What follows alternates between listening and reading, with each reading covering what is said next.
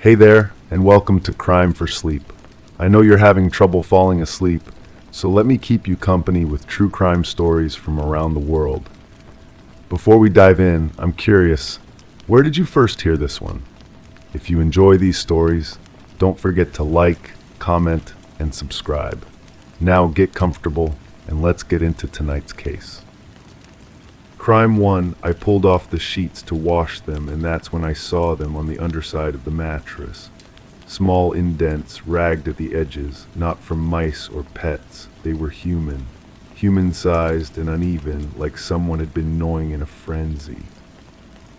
They were arranged in a tight semicircle, directly where my head usually rests. I flipped the mattress, thinking maybe it was just old wear. But on the new side, the marks were fresher. Last night I slept on the floor. This morning there were new bite marks on the carpet. I've been a crime scene investigator for almost 2 decades, and I've learned to trust my instincts. But this time my instincts were screaming at me from inside my own bedroom. The logical part of my brain tried to rationalize it. Maybe the previous tenant had a condition. Maybe it was damage from moving. But deep down, I knew better. The apartment had been empty for months before I moved in.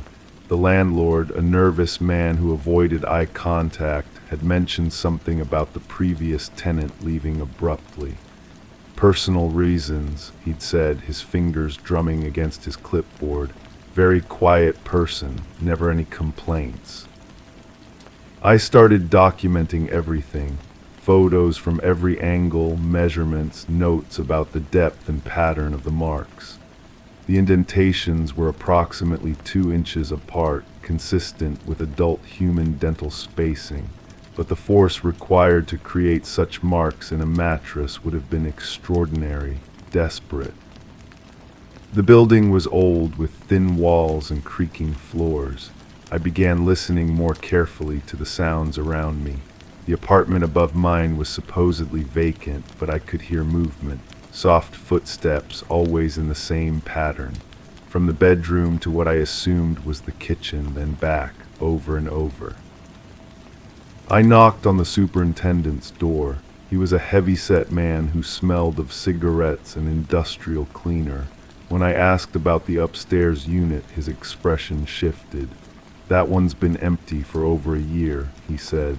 Pipes burst last winter, never got around to fixing the damage. But the footsteps continued. I started staying awake, listening.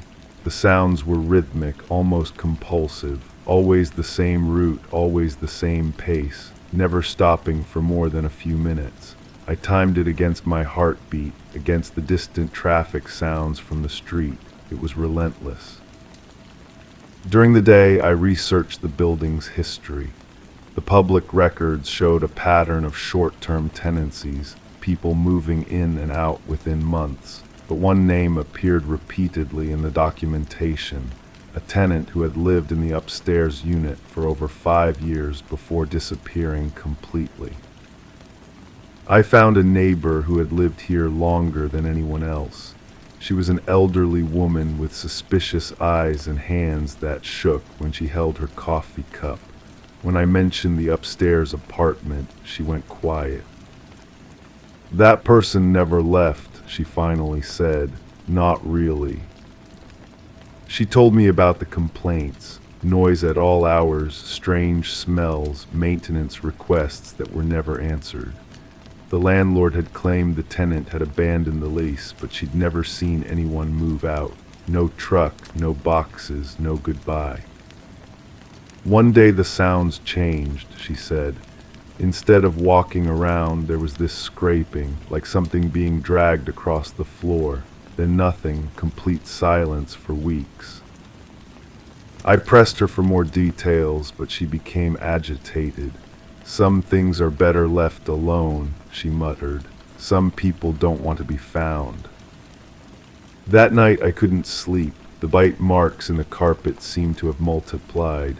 I got down on my hands and knees with a flashlight, examining each one. They were deeper than the ones in the mattress, more aggressive. The fibers were torn, not just compressed. I heard the footsteps again, but this time they were different, heavier, more deliberate.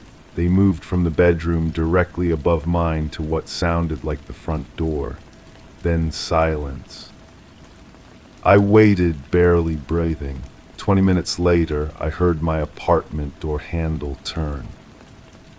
My blood froze. I had locked it, I was certain, but the handle turned slowly, deliberately. I crept to the peephole and looked out. The hallway was empty, but I could smell something, sweet and cloying, like flowers left too long in water. The next morning, I found scratches on the inside of my door, deep gouges in the wood at about shoulder height. They were fresh. I called the police, but what could I report? Mysterious bite marks and scratches in my own apartment. They'd think I was having a breakdown. Instead, I started my own investigation.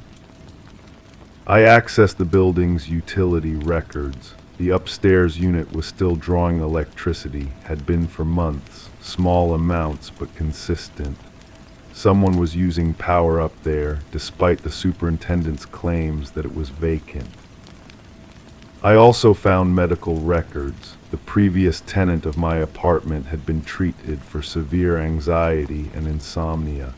The emergency room visits had increased in frequency before stopping abruptly. The last entry mentioned bizarre injuries consistent with self-inflicted biting. The pattern was becoming clear, but I didn't want to accept it. I started sleeping in my living room, away from the bedroom. But the bite marks began appearing on the couch cushions, then on the wooden windowsill, then on the bathroom door frame. I confronted the superintendent again. This time I brought photos. His reaction was immediate and visceral. He stepped back, his face pale. "You need to move out," he said, "tonight." "Why? What aren't you telling me?" He looked around nervously, as if someone might be listening. The person upstairs never left because they couldn't leave. Something happened to them, something that made them different. He explained that maintenance had found the upstairs apartment in a state of complete destruction.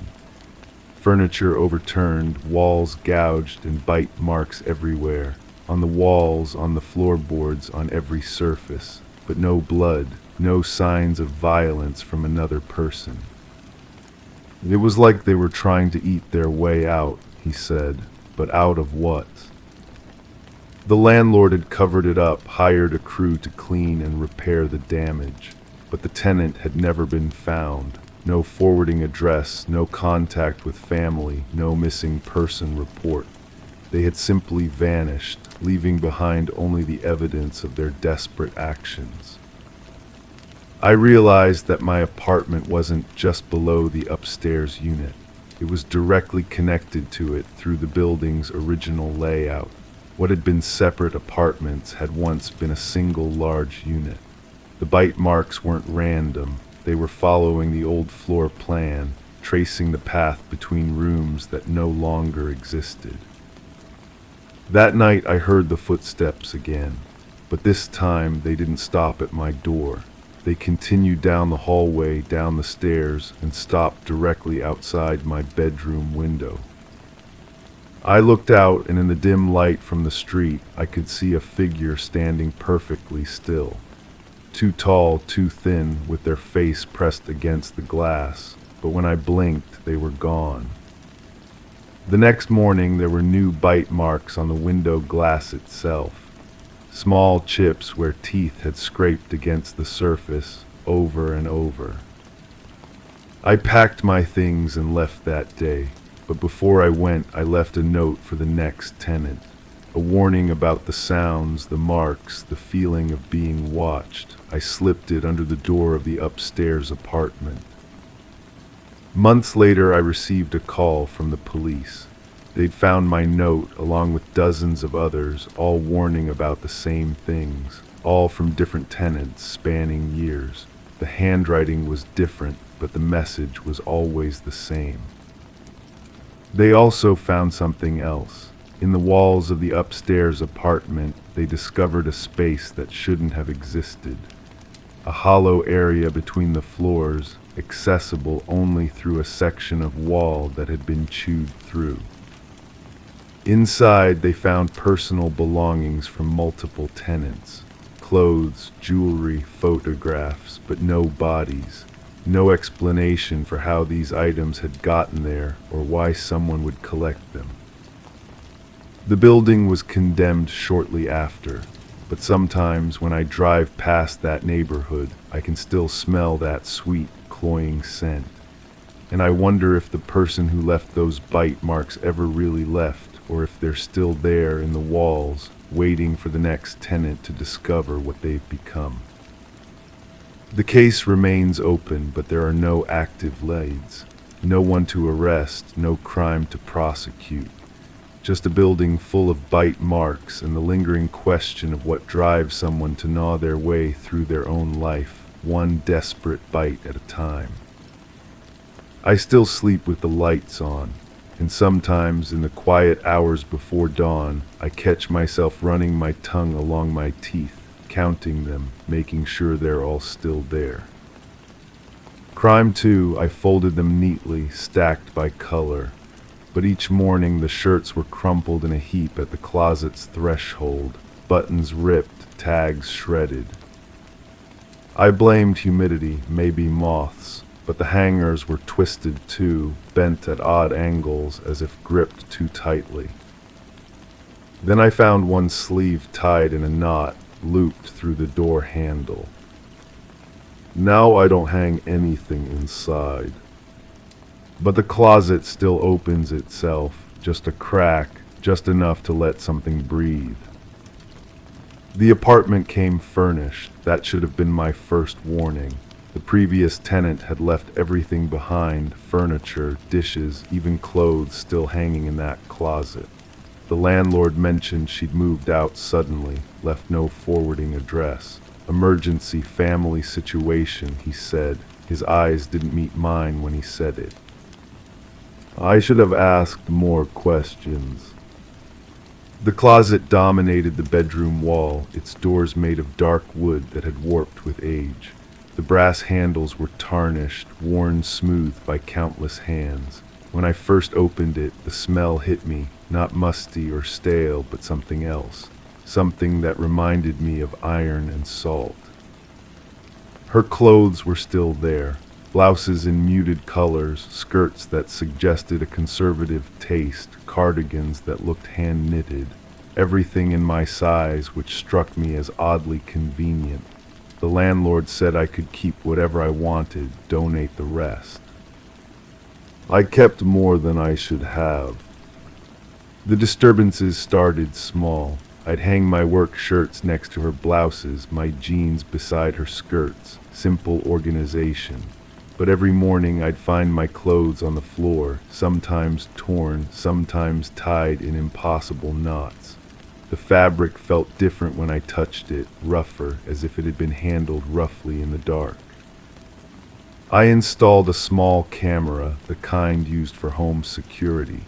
The footage showed nothing unusual during the day, but at night the screen would flicker, static, consuming the image for hours at a time. When the picture returned, my clothes would be disturbed again. The building's maintenance man had a key. I asked him about the previous tenant, keeping my voice casual. He paused his work on the hallway light fixture, his weathered hands stilling on the screwdriver. She was quiet, he said finally, kept to herself. But toward the end, she'd call about sounds in the walls, scratching, she said, thought it was mice. He resumed working, but I caught him glancing at my apartment door. Did you ever find any mice? No, his voice was flat, never found anything. I started researching the building's history. Public records showed the usual rotation of tenants, nothing suspicious. but in the local newspaper archives I found a brief mention of a disturbance call. Police had responded to reports of shouting from my apartment. No charges filed, no follow-up story. The date was 3 weeks before the previous tenant moved out. I printed the article, studied the sparse details. The reporter had interviewed a neighbor who described sounds of struggle and a woman crying for help. But when officers arrived, they found no evidence of violence. The tenant had answered the door calmly, claimed she'd been watching television with the volume high.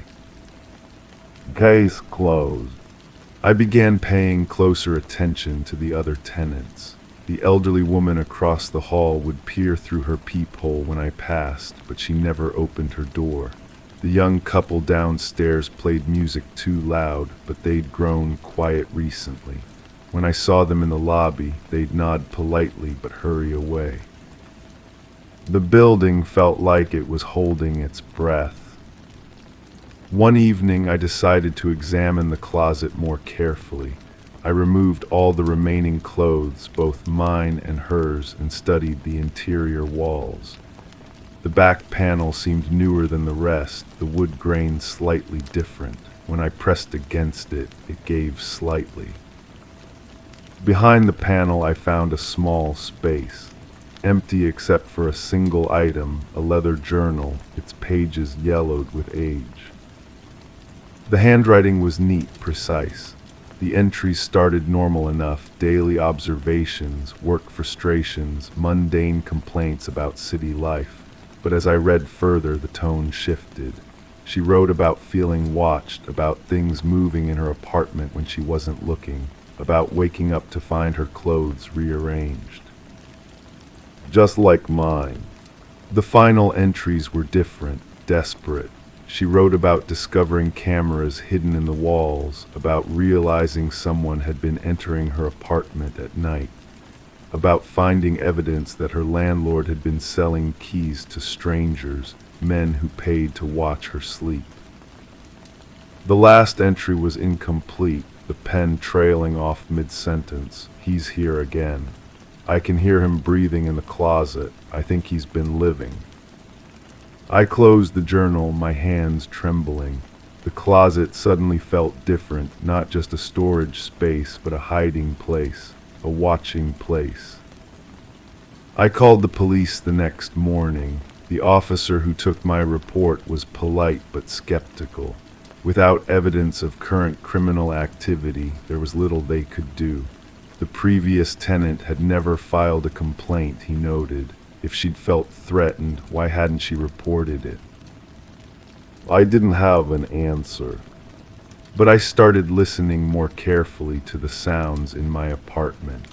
The building's normal creaks and settles took on new meaning. Was that footstep in the hallway too heavy to be from upstairs? Did the closet door move slightly when I wasn't looking directly at it? I began sleeping with a chair propped against the closet doors. The maintenance man avoided eye contact now when we passed in the hallway, but I noticed him watching my apartment from the courtyard below, his presence too frequent to be coincidental. When I confronted him, he claimed he was checking the building's exterior for damage. Damage from what? I asked. He shrugged, already walking away. Old buildings, things settle wrong sometimes. I hired a locksmith to change my locks. He found scratches around the existing deadbolt, fresh enough to be recent. Someone had been using keys that didn't quite fit, forcing the mechanism. You want me to call the police? He asked.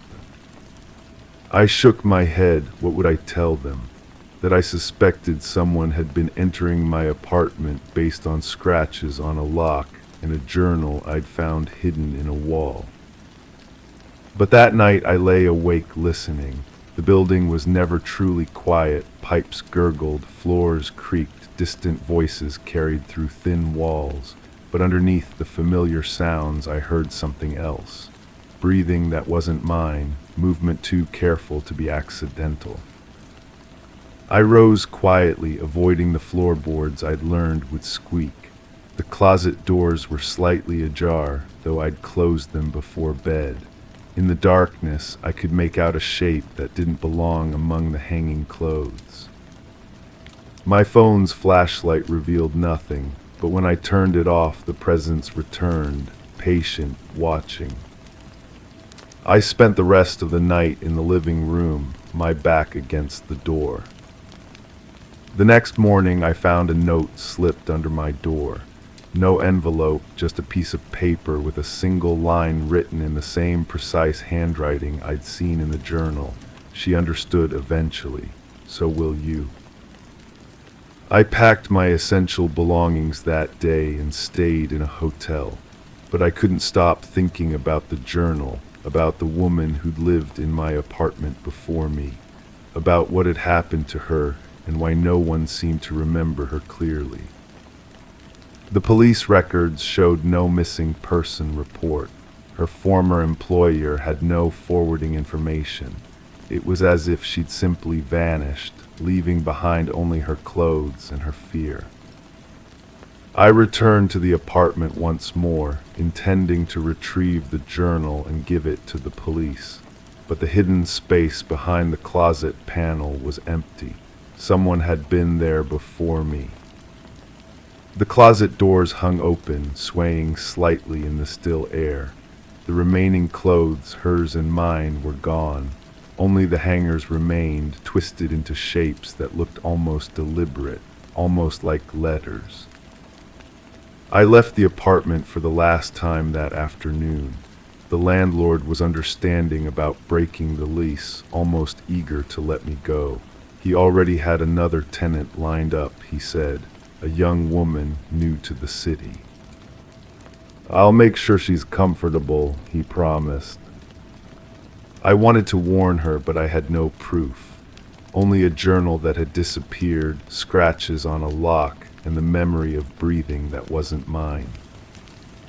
Sometimes I drive past the building. The apartment is always occupied. I can see lights in the windows, curtains drawn against the outside world. But I never see the same person twice. The turnover is rapid, consistent. And sometimes, late at night, I wonder if the previous tenant ever really left. If she's still there, in that space behind the closet panel, trying to warn each new occupant through the only means available to her. The clothes on the floor, the twisted hangers, the doors that open themselves. All the signs I should have recognized sooner. All the warnings I failed to heed. I still have dreams about that closet, about the sound of breathing in the dark, about hands that move through fabric like water, about a woman who tried to tell her story the only way she could, through the language of disturbance and displacement. But mostly I dream about the new tenant. The young woman who moved in after me, who's probably folding her clothes neatly right now, organizing them by color. Who's probably blaming humidity when she finds them crumpled on the floor tomorrow morning. Who doesn't yet understand that some spaces remember everything, and some secrets refuse to stay buried. Crime 3, it started subtly, the corners of the mouth just a touch too high. I blamed stress, a trick of light. But then it tilted its head while mine stayed still. The eyes narrowed, curious, pleased. I stood frozen, watched myself watch me. Then it smiled wider than I physically could, teeth I don't have. Now I keep the mirror covered. But every morning the sheet is folded perfectly at my feet. The first detective assigned to the case had skin like weathered leather and a voice that cracked when he spoke about domestic disputes. He sat across from me in that sterile interview room, fluorescent lights buzzing overhead, and asked me to start from the beginning. I told him about the mirror, about the impossible reflections, about waking up to find the sheet folded with military precision. He wrote nothing down. Stress manifests in many ways, he said, clicking his pen repeatedly. Grief especially. Loss can make us see things that aren't there. But I knew what I had seen. The reflection had moved independently, had smiled with teeth that weren't mine, had folded that sheet with hands that cast no shadow on my side of the glass. The apartment had belonged to my cousin before she disappeared. 3 months without a trace, without a goodbye, without taking her medication or her favorite sweater or even her phone charger. The landlord needed someone to take over the lease. I needed somewhere cheap to live. It seemed like a practical arrangement. Her belongings were still scattered throughout the rooms when I moved in. Coffee cups with lipstick stains, half-read books with pages folded down, a hairbrush with strands of auburn hair still tangled in the bristles. The mirror hung in the bedroom, an ornate antique thing with a silver frame that had tarnished around the edges. I should have noticed the scratches immediately, deep gouges in the glass, like fingernails had clawed at the surface from the inside. But I was exhausted from packing, from the move, from the endless questions about where she might have gone. The first incident happened on a Tuesday. I was brushing my teeth, the taste of mint sharp on my tongue when I caught movement in my peripheral vision. My reflection seemed to pause, toothbrush hovering near my mouth while I continued the circular motions. When I turned to look directly, everything appeared normal. The reflection matched my movements perfectly. I convinced myself it was fatigue. The stress of a new job, a new place, the constant worry about my cousin's whereabouts. The mind plays tricks when it's overwhelmed. But the incidents continued. The reflection would lag behind my movements by just a fraction of a second, or it would begin moving before I did. Sometimes it would hold eye contact while I looked away, its gaze fixed and unwavering. I started documenting everything, not because I believed what I was seeing, but because I needed to prove to myself that it wasn't real. I set up a camera pointed at the mirror, hoping to catch the moments when my reflection behaved independently. The footage was useless. The camera showed only what it should, me moving normally, my reflection perfectly synchronized. But watching the playback, I could feel the wrongness, the subtle disconnection between what the camera captured and what I remembered experiencing. The detective had mentioned grief, but I wasn't grieving. My cousin and I hadn't been close. She was the artistic one, the dreamer who painted watercolors and collected vintage mirrors and disappeared into her own world for days at a time. I was practical, logical, the one who paid bills on time and kept emergency funds and didn't believe in things that couldn't be explained. Her art supplies were still scattered across the kitchen table. Brushes hardened with dried paint, tubes of color squeezed and abandoned, canvases half finished and propped against the wall.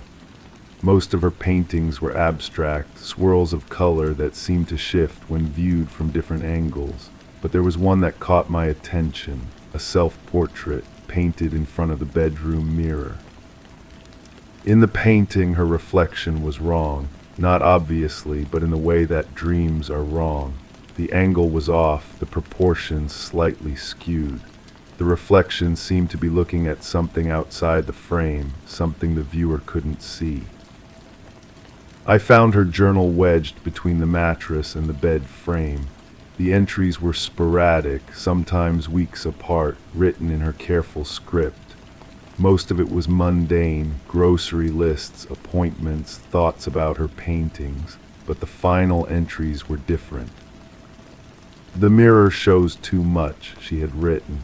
I see myself, but I also see what I might become, what I might do. The reflections are getting stronger. Another entry dated just days before she disappeared. It's not just showing me anymore. It's showing me what wants to be me, what's been waiting. I closed the journal and placed it on the nightstand. Outside, traffic hummed steadily, the sound of a city that never quite sleeps. The mirror remained covered, the sheet draped carefully over its surface, but I could feel it there, patient and watchful, waiting for me to look. The second detective was younger, more thorough. She had short dark hair and wore no makeup, her face serious and focused. She actually read my cousin's journal, studied the paintings, examined the mirror with a magnifying glass. "These scratches," she said, running her finger along the gouges in the glass. "They're deep, made with something sharp, maybe a knife or a key, but they're on the surface, not underneath. Someone would have had to break the glass to make marks like these from the inside." She photographed everything, measured the scratches, took samples of the paint on the canvases. But she found no evidence of foul play, no signs of struggle, no indication that my cousin had been harmed. "Sometimes people just leave," she said, packing her equipment. "They get overwhelmed or scared, or they just need to start over somewhere else. It's more common than you'd think." But I knew it wasn't that simple. The journal entries, the paintings, the way the mirror seemed to pulse with malevolent energy even when covered. My cousin hadn't left willingly. She had been taken or replaced or something worse. I started sleeping in the living room, avoiding the bedroom entirely, but the mirror's influence seemed to spread throughout the apartment. I would catch glimpses of movement in the bathroom mirror, in the reflection of the television screen, in the dark windows that looked out onto the street. The reflections were always slightly wrong, a second behind or a second ahead, a smile that lasted too long or eyes that focused on something beyond the glass. Sometimes I would see myself in peripheral vision, standing in rooms where I wasn't, wearing clothes I didn't own, making expressions I had never made. The third detective wasn't a detective at all. She was a professor of psychology, recommended by the police department when the case was transferred to their missing persons unit. She had gray hair pulled back in a severe bun and glasses that magnified her eyes, making her look perpetually surprised. "Mirrors have always been symbols of the unconscious," she explained, sitting in my living room with a cup of tea growing cold in her hands. "They reflect not just our physical appearance, but our psychological state. When we're under stress, especially when dealing with loss or trauma, our perception can become distorted." She spoke about projection, about how the mind creates explanations for things it cannot understand, about how grief can manifest in visual hallucinations, how guilt can make us see things that aren't there. But she hadn't seen the paintings, she hadn't read the journal entries, she hadn't felt the weight of the mirror's attention, the way it seemed to watch and wait and hunger for something I couldn't name. I told her about the scratches, about the way the reflection moved independently, about finding the sheet folded every morning despite covering the mirror each night. She nodded and took notes, but I could see the skepticism in her eyes. "Have you considered that you might be removing the sheet yourself?" she asked. "Sleep disorders can cause people to perform complex actions without remembering them. The stress you're under, the unfamiliar environment, the worry about your cousin, these could all contribute to episodes of sleepwalking." I wanted to believe her. I wanted there to be a logical explanation for everything that was happening. But deep down, I knew that the mirror was more than a psychological manifestation. It was a window, a doorway, a trap that had claimed my cousin and was now reaching for me. The fourth detective was the one who finally listened. He was older, close to retirement, with deep lines around his eyes and hands that shook slightly when he lit his cigarettes. He had worked dozens of missing persons cases, had seen things that defied explanation. "I've been doing this for 30 years," he said, studying my cousin's self-portrait with careful attention. "I've learned that sometimes the strangest explanations are the truest ones." He told me about other cases, other disappearances that had occurred in apartments with antique mirrors. Always young women, always artists or writers or musicians. Always people who saw the world differently, who were sensitive to things that others missed.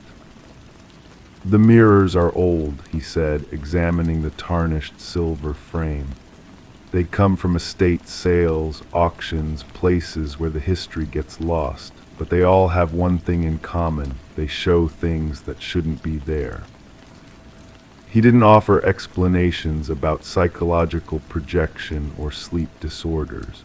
He didn't suggest that I was imagining things or that my cousin had simply run away.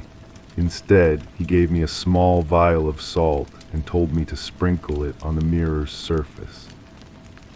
"It might not work," he said, "but it's worth trying. Sometimes the old solutions are the best ones."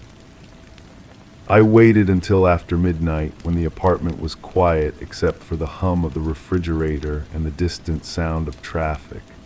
The mirror stood covered in the bedroom, the sheet draped like a shroud over its surface. I could feel it watching me even through the fabric, patient and hungry. I pulled away the sheet slowly, expecting to see my reflection smiling back at me with too many teeth. But the mirror showed only darkness, as if the glass had been painted black from the inside. I sprinkled the salt across the surface, watching it stick to the glass in irregular patterns. For a moment, nothing happened. Then the darkness began to shift, swirling like oil on water. Shapes formed and dissolved, faces appeared and vanished, and through it all I could hear a sound like whispered voices speaking in languages I didn't recognize. The salt began to sizzle and smoke, filling the room with the smell of burning metal. The mirror's surface rippled like water, and I saw my reflection appear slowly, as if rising from great depths, but it wasn't alone. Behind my reflection, barely visible in the shifting darkness, I could see my cousin. She was pale, her eyes wide with terror, her mouth open as if she was screaming, but no sound emerged. She was reaching toward the surface of the mirror, her fingers pressed against the glass from the inside. I reached out to touch the mirror to try to pull her through, but my hand passed through the surface as if it were made of water. The glass was cold, so cold that it burned my skin, and I could feel something on the other side trying to grab my wrist. I yanked my hand back and stumbled away from the mirror. The salt continued to burn, creating patterns of smoke that seemed to form words in languages I couldn't read. My cousin's reflection was fading, sinking back into the darkness, her terrified face disappearing into the depths of the glass. The final detective was the one who solved the case, though not in the way anyone expected. She was young, ambitious, with bright red hair and a manner that suggested she had something to prove. She treated the mirror like evidence, taking samples of the glass, analyzing the tarnish on the frame, researching the history of the apartment building. "This mirror," she said, spreading documents across my kitchen table, "has been in 7 different apartments over the past 20 years. In every case, a young woman has disappeared without a trace. No signs of struggle, no evidence of foul play, no indication of where they might have gone." She showed me photographs of the missing women: an art student who vanished from her studio apartment, a musician who disappeared from her practice space, a writer who was last seen in her study surrounded by unfinished manuscripts. All of them had been found to own ornate mirrors with tarnished silver frames. "The mirrors are connected," she said, "not physically, but in some other way. They form a network, a system of doorways that leads somewhere else, somewhere that isn't quite here. She explained her theory with the confidence of someone who had studied the evidence thoroughly. The mirrors were portals, gateways that existed in the space between reflection and reality. They fed on creative energy, on the kind of imaginative power that artists and writers possessed in abundance. "Your cousin didn't disappear," she said. "She was taken, pulled through the mirror into whatever exists on the other side, and now it's trying to take you too." I wanted to dismiss her explanation as fantasy, as the product of an overactive imagination, but I had seen my cousin's face in the mirror, had felt the cold touch of something that existed beyond the glass. I had watched my reflection move independently, had seen it smile with teeth that weren't mine. The detective gave me a choice. I could leave the apartment, abandon the mirror and everything it represented, and hope that whatever lived on the other side would lose interest in me. Or I could stay and try to find a way to bring my cousin back. I chose to stay. The mirror now hangs uncovered in my bedroom, its surface reflecting not just my image but the truth of what lies beyond. Every morning I wake to find evidence of my cousin's presence. A painting half finished on an easel that wasn't there the night before, a journal entry written in her careful script, a single auburn hair on my pillow. She's still there, trapped in the space between reflections, waiting for someone to find a way to bring her home. And I'm still here, standing guard, watching the mirror and letting it watch me back.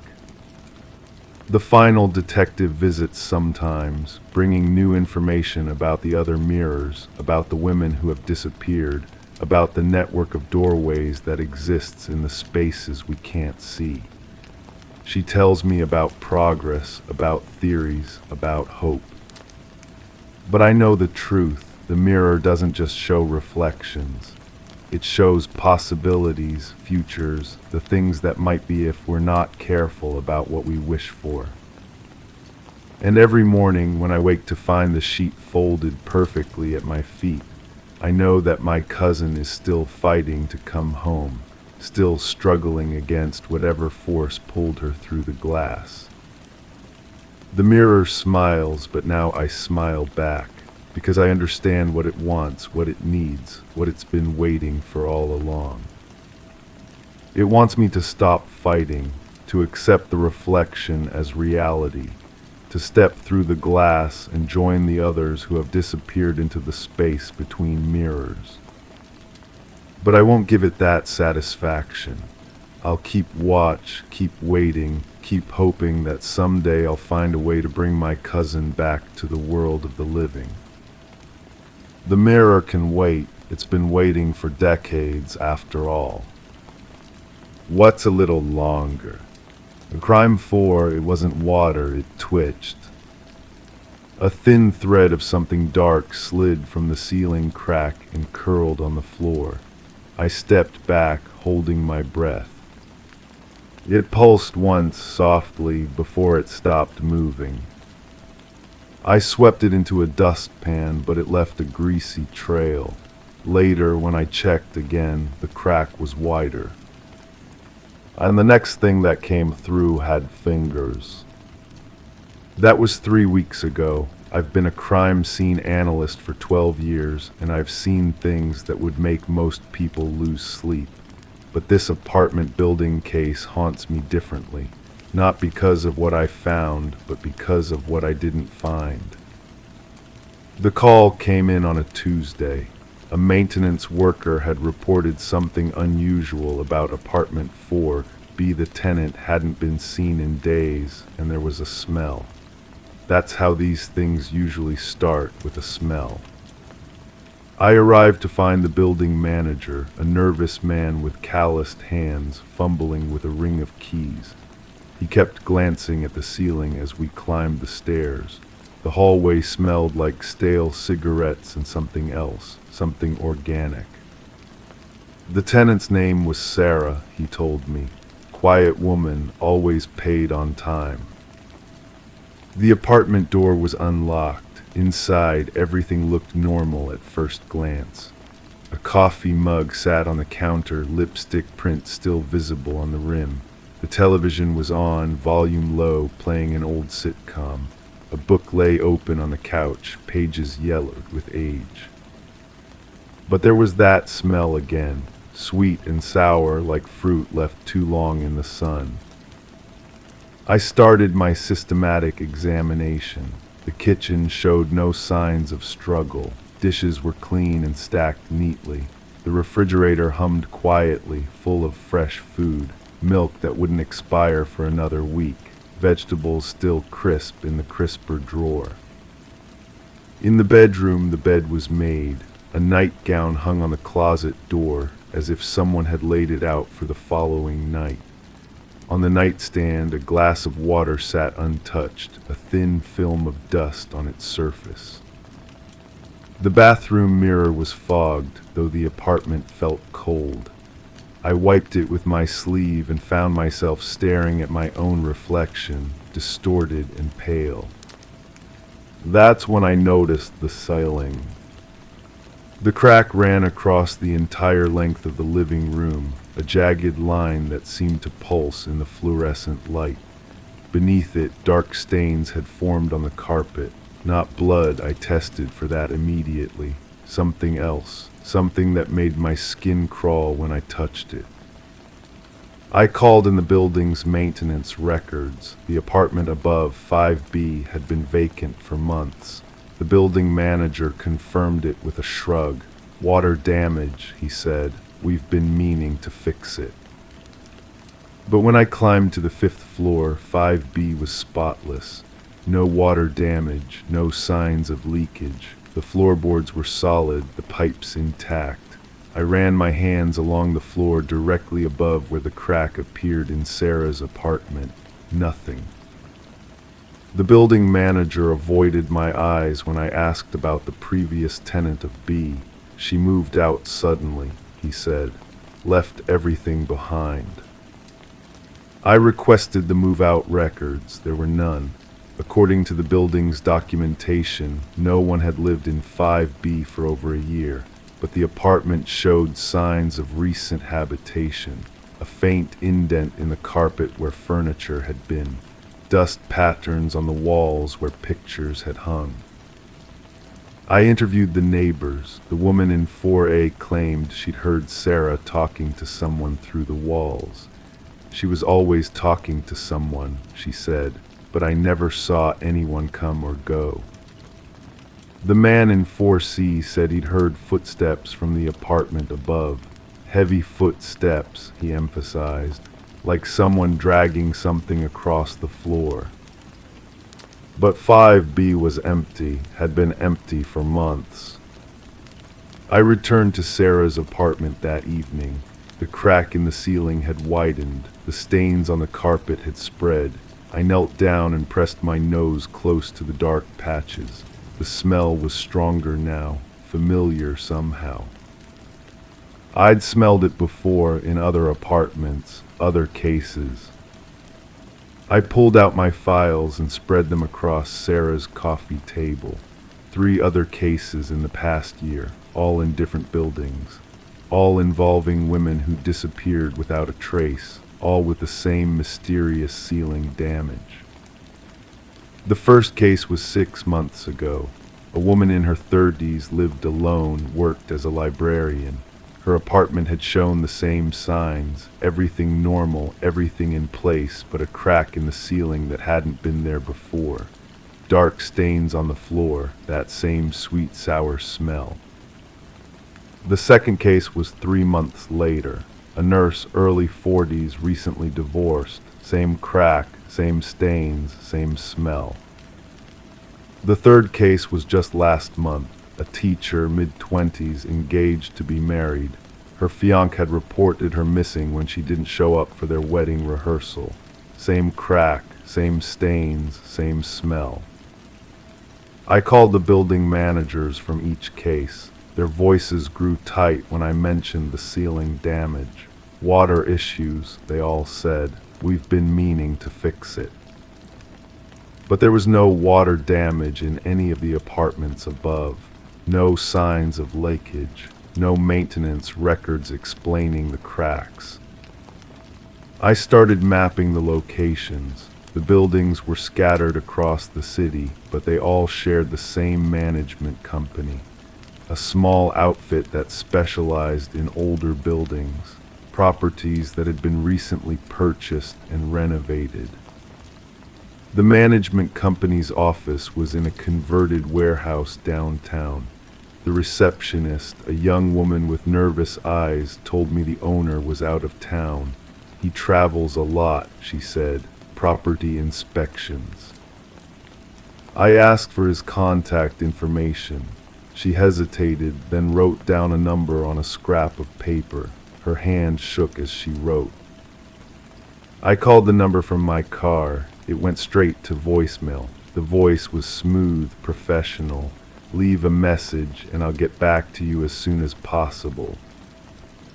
I left 3 messages. He never called back. I returned to the warehouse office the next day. The receptionist was gone. The office was empty, cleared out, no forwarding address, no sign that anyone had ever worked there. I ran the management company's name through our database. It had been incorporated just 2 years ago. The listed owner was a man whose name appeared in no other records, no driver's license, no credit history, no social media presence. A ghost. I went back to Sarah's apartment building. The manager was packing boxes in his office. I'm leaving, he said without looking up. Buildings being sold. To whom? He shrugged. New management company. They want to renovate. I asked for the contact information. He handed me a business card. The address was the same empty warehouse I'd visited the day before. That night I sat in my car outside Sarah's building. The windows of her apartment were dark, but in the window of 5B I saw a shadow move across the glass. A slow, deliberate movement like someone pacing. I climbed the stairs to the 5th floor. The door to 5B was locked, but I could hear something inside, a scraping sound like furniture being moved or dragged. I knocked, the sound stopped. I called out, identifying myself. Silence. I used my master key to open the door. The apartment was empty, just as it had been before, but the floor was covered in a thin layer of dust, and in that dust I could see footprints, large footprints, leading from the window to the center of the room where the carpet showed that familiar indentation. The footprints circled the spot where the crack would appear in the apartment below, around and around like someone pacing or performing some kind of ritual. I followed the prints to the window. The glass was cloudy, but I could make out the street below. From this angle, I could see directly into the windows of the other buildings where women had disappeared, all of them visible from this one spot. I called for backup and waited. When the officers arrived, I showed them the footprints. They looked at me like I was losing my mind. What footprints? One of them asked. I looked down. The floor was clean. No dust, no prints, just empty floorboards stretching across the empty room. But I could still smell it, that sweet sour smell, stronger now. I left the building and drove home. That night I dreamed of cracks in the ceiling, of dark things dripping through them, of fingers reaching down from above. I woke up with that smell in my nostrils. The next morning I received a call from the department. 3 more women had been reported missing, all in buildings recently purchased by management companies that had mysteriously dissolved overnight. All with the same ceiling damage. I sit here now writing this report, and I can hear something moving in the apartment above mine. Slow, deliberate footsteps pacing back and forth. My ceiling is starting to crack. I've tried to file official reports about the pattern, but my superiors keep telling me there's no evidence of a crime. No bodies, no signs of struggle, just women who decided to leave their lives behind. But I know better. I've seen the way the building manager's eyes dart away when I ask questions. I've heard the fear in their voices when they mention the ceiling damage. I've smelled that sweet sour smell in too many apartments to believe it's coincidence. Something is taking these women, something that works through the buildings, through the cracks in the ceiling, through the spaces between one life and another. And I think it knows I'm getting close. The footsteps above have stopped, but the crack in my ceiling is getting wider. And I can smell something sweet and sour drifting down from above. It's not water. Light torches. Crime 5. The couch rotated 3 inches counterclockwise overnight. The table scooted closer to the window. I marked the legs with tape, photographed every angle. The next morning, everything was back in place exactly, but the tape was gone, and the photo I took had something behind the chair. Something that hadn't been in the room with me. I inherited this house from my sister. She died in what everyone called an accident, but accidents don't leave fingerprints on the inside of medicine bottles. Accidents don't explain why her bedroom window was open on the coldest night of the year. The police file was thin, 3 pages of bureaucratic certainty wrapped around a death that made no sense. The detective assigned to the case had retired immediately after closing it. When I found his number and called, his voice cracked when I mentioned my sister's name. Some cases, he said, they follow you home. The house felt wrong from the moment I stepped inside. Not haunted, something more practical than that. Like someone had been living here, rearranging things, making themselves comfortable in spaces that weren't theirs. I found the first camera hidden behind a picture frame in the hallway. The lens was still warm. The footage showed me sleeping, but it also showed someone else moving through the house.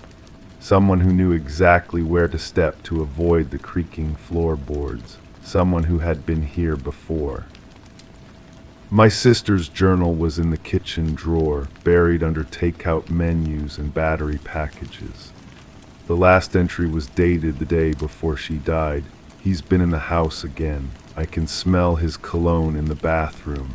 The vanilla one he always wore, but that's impossible because I never told anyone about the spare key. The vanilla scent hit me as I read those words, faint but unmistakable, drifting from the bathroom down the hall. I checked the spare key, still there, hidden under the fake rock by the front door, but the metal was warm and there were fresh scratches around the lock. The police had interviewed the neighbors. Mrs. Chen from next door mentioned seeing lights on at unusual hours. The man across the street noticed a car parked in the driveway on nights when my sister was supposedly out of town, but no one had gotten a license plate number. No one had thought to write anything down. I started my own surveillance. Cameras in every room, motion sensors, door alarms. The first few nights were quiet, then the furniture began moving. Not dramatically, just small adjustments. The coffee table shifting 6 inches, the bookshelf rotating slightly, the kitchen chairs rearranged in a pattern that almost looked deliberate. I reviewed the footage obsessively. The cameras showed nothing, just furniture sliding across the floor by itself in the dark. but the audio picked up something the video missed, breathing that wasn't mine. The breathing had a rhythm, slow, controlled, like someone trying not to be heard. It always started around the same time each night and stopped just before dawn. I found more cameras hidden throughout the house, 7 in total, all connected to a wireless system. The receiver was in the basement, tucked behind the water heater. The equipment was expensive, professional grade. Someone had been watching my sister for months. The memory cards were still in the cameras, hundreds of hours of footage showing my sister's daily routine, eating breakfast, reading on the couch, sleeping. But in every recording there were gaps, sections that had been edited out with surgical precision. I took the equipment to a computer repair shop. The technician was a young man with nervous hands who kept glancing at the door while he worked. He recovered some of the deleted footage. The first clip showed my sister talking to someone off camera. She was crying, pleading. The second clip was just audio, my sister's voice and a man's voice, too distorted to identify, but I could make out certain words. Stop, please, I won't tell anyone. The third clip was from the night she died. My sister was in her bedroom packing a suitcase. She moved frantically, throwing clothes into the bag without folding them. Then she stopped, tilted her head like she was listening to something. The camera angle shifted. Someone was adjusting it manually, and my sister looked directly into the lens. Her face was pure terror. The footage cut off there. When it resumed, the room was empty. The suitcase was gone. The window was open. I went back to the police station. The detective who had handled the case was working security at a shopping mall. He looked older than his years, gray stubble and tired eyes. When I showed him the footage, his hands shook as he held the tablet. I knew something was wrong, he said, but the captain wanted it closed, said we didn't have resources for a full investigation, said accidents happen. He told me about the other cases, 3 women in the past 2 years, all ruled accidents or suicides. All had been living alone. All had complained to friends about feeling watched. There's a pattern, he said, but patterns don't matter if nobody wants to see them. The captain had been promoted to chief of police the month after my sister's case was closed. His signature was on all 3 death certificates. I started following the chief. He lived in a house that was too expensive for a police salary, drove a car that cost more than my sister made in a year. His wife traveled constantly, leaving him alone for weeks at a time. That's when I noticed the vanilla cologne. The same brand mentioned in my sister's journal, the same scent that had filled the bathroom when I found her diary. He wore it to work, to restaurants, to the grocery store. It was his signature, as recognizable as his voice. I broke into his house on a Thursday night when his wife was visiting her mother. The basement was finished, carpeted, with an entertainment center and a leather recliner. But behind the entertainment center, I found another room. The walls were covered with photographs, not just of my sister, but of the other women. Hundreds of pictures taken through windows from across the street, from inside their homes. Some were sleeping, some were undressed, all were unaware they were being watched. There was a filing cabinet with folders for each woman, medical records, work schedules, copies of their house keys. Everything someone would need to plan the perfect accident. In my sister's folder, I found a handwritten note, subject becoming suspicious, timeline accelerated, window method approved. The front door opened upstairs, heavy footsteps, familiar cologne drifting down through the floorboards. I turned off the lights and waited in the darkness, listening to him move through the house above me. He came down the stairs slowly, each step deliberate. When he reached the bottom, he turned on a flashlight and swept the beam across the room. The light found me crouched behind the filing cabinet. "I wondered when you'd figure it out," he said. His voice was calm, almost conversational. "You're smarter than your sister. She never found the cameras." I stayed silent, calculating distances to the stairs. "She was going to leave town," he continued. "Can you imagine, after everything I did for her, all the protection I provided?" The beam of light moved closer. I could see his shoes, polished leather, silent on the carpet. "I kept her safe for months, watched over her, made sure no one could hurt her, and she was going to abandon me."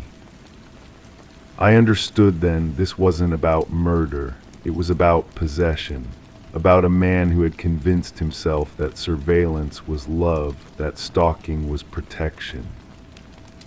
"You can't prove anything," he said. "I'm very good at making things look like accidents." But I had already called the FBI. While he was upstairs, I had sent them everything, the photos, the videos, the files. They were waiting outside, had been waiting for 20 minutes. The arrest was quiet, professional, the kind of thing that doesn't make the news because it's too disturbing for the public to process. A police chief who had been killing the women he was supposed to protect.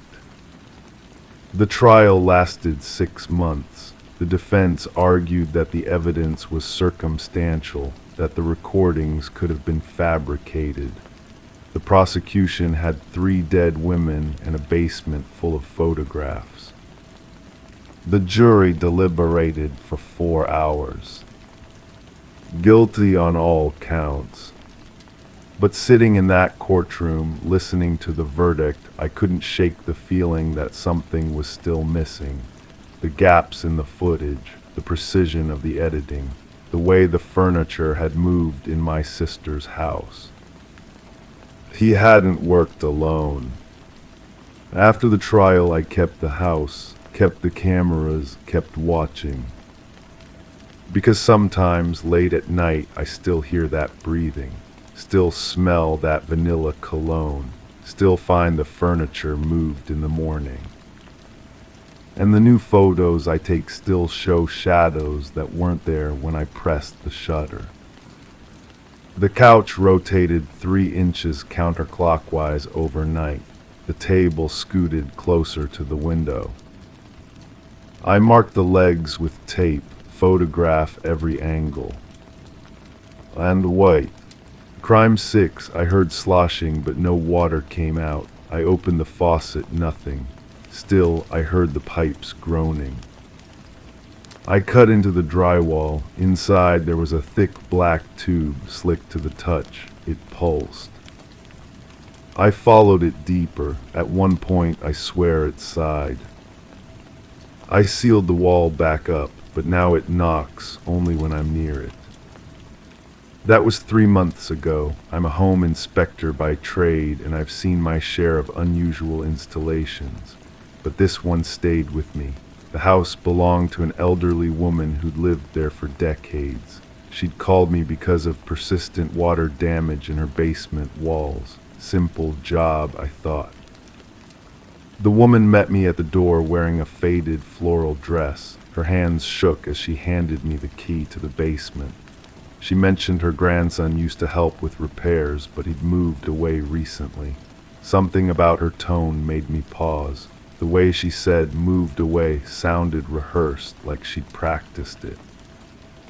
The basement smelled of dampness and something else I couldn't identify.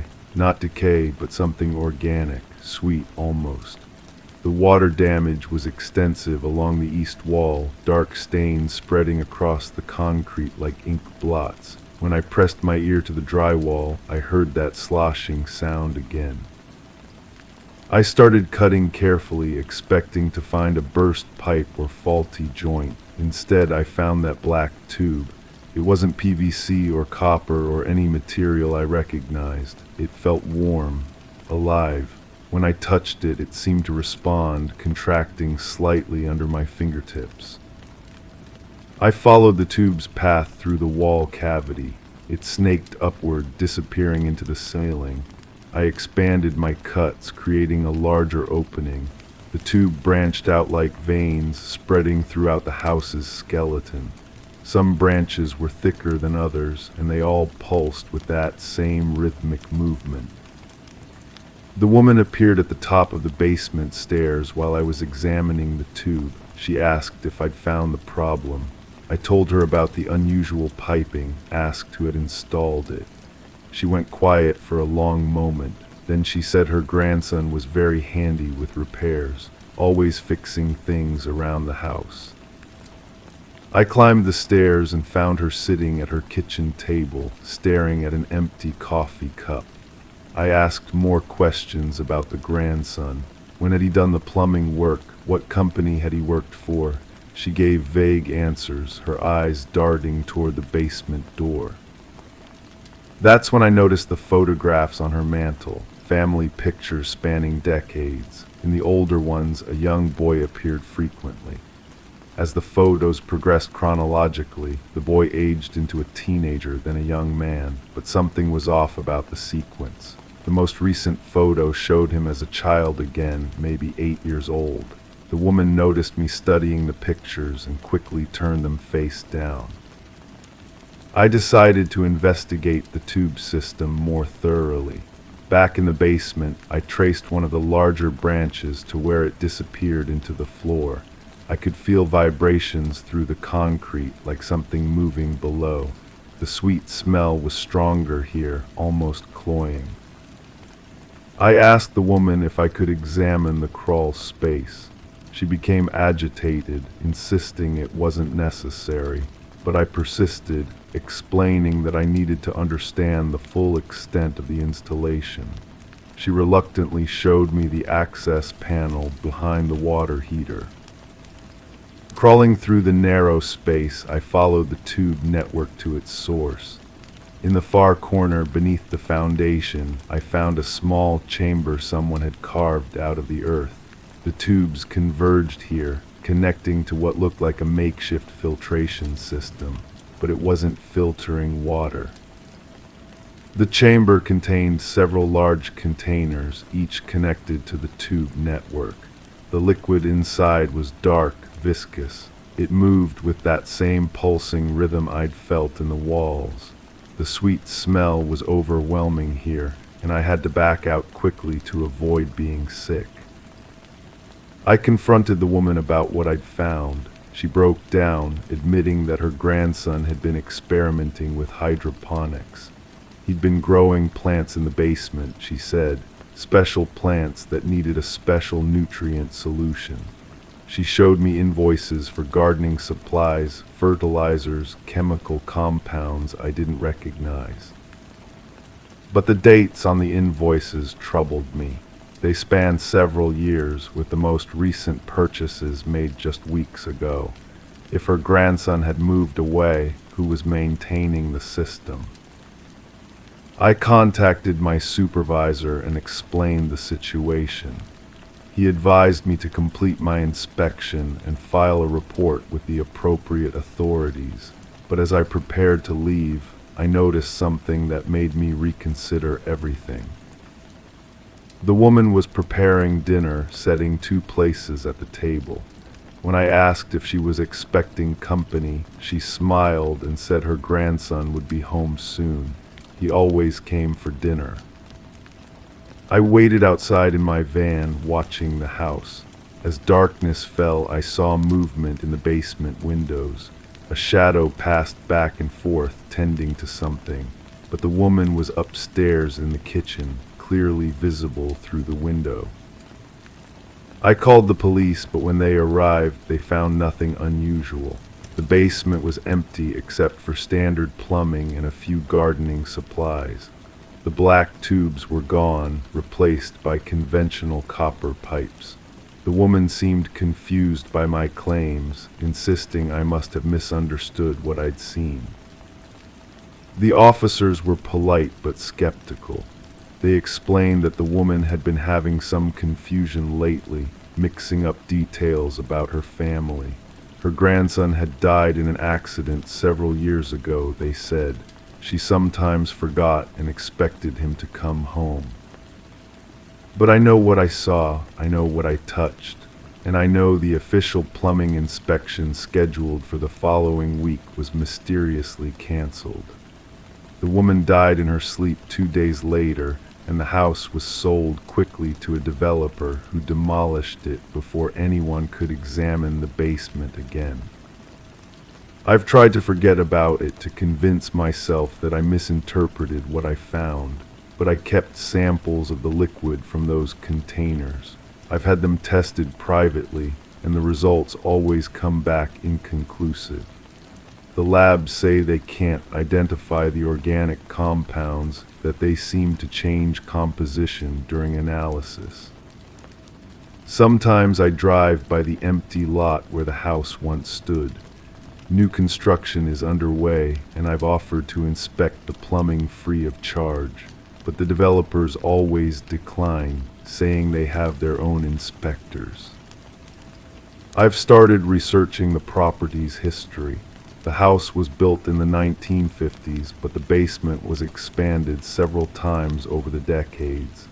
Each renovation coincided with a family tragedy.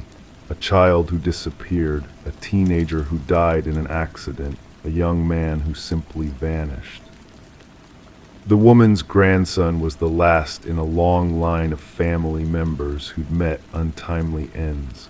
But according to the records I've found, he'd been working on that basement system for years before his death, and the chemical purchases continued long after his accident. I've learned to recognize the signs now, the sweet smell that clings to certain houses, the way some basements feel warmer than they should, the sound of pipes that carry something other than water. I've found 3 more houses with similar systems. Each time I've reported my findings. Each time, by the time authorities investigate, the evidence has been cleaned up. The homeowners seem confused, insisting they don't know what I'm talking about. But I know they're lying. I can see it in their eyes, that same rehearsed quality the old woman had. They're protecting something or someone. They're maintaining systems they don't fully understand, systems that require constant feeding and care. I don't know who built the original network or how it spread to other houses. I don't know what purpose it serves or what happens to the people who disappear. But I know it's still operating, still growing, still claiming new victims. The knocking in my own walls started last month. It only happens when I'm near the bathroom where the pipes run closest to the surface. I've checked the connections, tested the water pressure, examined every joint and fitting. Everything appears normal. But I can hear it moving inside the walls, that same rhythmic pulsing I felt in the old woman's basement. And sometimes, late at night, I catch a whiff of that sweet, cloying smell drifting from the drain. I should call someone, report what's happening, but I know how these investigations end. I know how quickly evidence disappears and how confused everyone becomes. I know that whatever is in those pipes has been spreading for decades, connecting houses across the neighborhood like a vast circulatory system. And I know that fighting it only makes it stronger, more determined to claim what it needs. The knocking is getting louder, more insistent. It's trying to tell me something, trying to make me understand my role in this larger network. I've stopped answering calls for basement inspections. I've stopped looking too closely at unusual plumbing installations.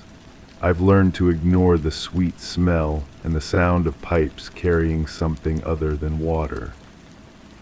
But I can't stop thinking about those photographs on the mantel, the way time seemed to loop back on itself.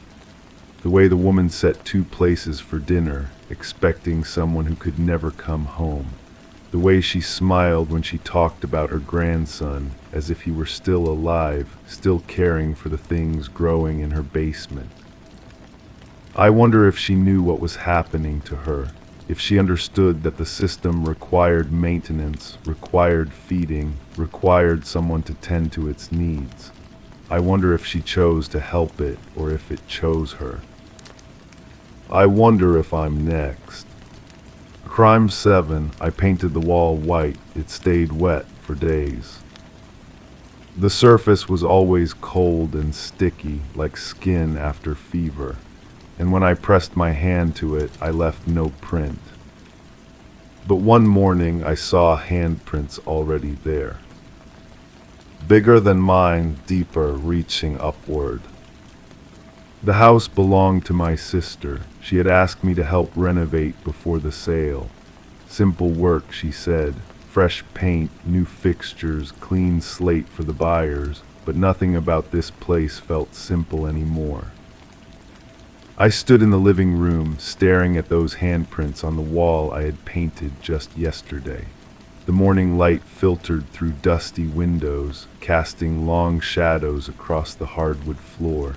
My sister had left earlier to handle paperwork with the realtor. I was alone with the inexplicable marks. The paint can sat in the corner, still half full. I checked the label again. Standard interior latex, nothing unusual about the brand or formula. I had painted hundreds of walls in my years doing construction work. Paint dried, that was how it worked. But this paint remained tacky, almost alive under my fingertips. And now these handprints pressed deep into the white surface like someone had been drowning and reached up for help. I called my sister. Her voice sounded distant, distracted. "Maybe you used too much water when you mixed it," she suggested. I hadn't mixed anything. The paint came ready to use. Or maybe the humidity is high. The weather had been dry for weeks. "I don't know what to tell you," she said finally. "Just scrape it off and start over." But I couldn't shake the feeling that scraping would be wrong, like disturbing evidence. I spent the rest of the day investigating the room. The handprints were positioned about 7 feet up the wall, as if someone tall had been pressed against it, or lifted. The thought made my stomach tighten.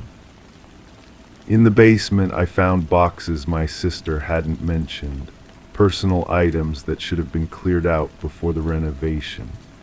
Photo albums, documents, clothing folded carefully in plastic bags. The smell down there was different, stale air mixed with something chemical and sweet. One box contained correspondence, letters addressed to my sister, but the handwriting looked masculine, urgent. The paper felt damp, though the basement seemed dry. "Please reconsider," one letter read. "What happened wasn't intentional. I need you to understand." Another, "The investigation is closed. There's no reason to keep pushing." And finally, "If you sell the house, people will ask questions. Is that what you want?" I brought the letters upstairs. The handprints on the wall seemed to have shifted slightly, or maybe the light was playing tricks. But the reaching gesture looked more desperate now, more frantic.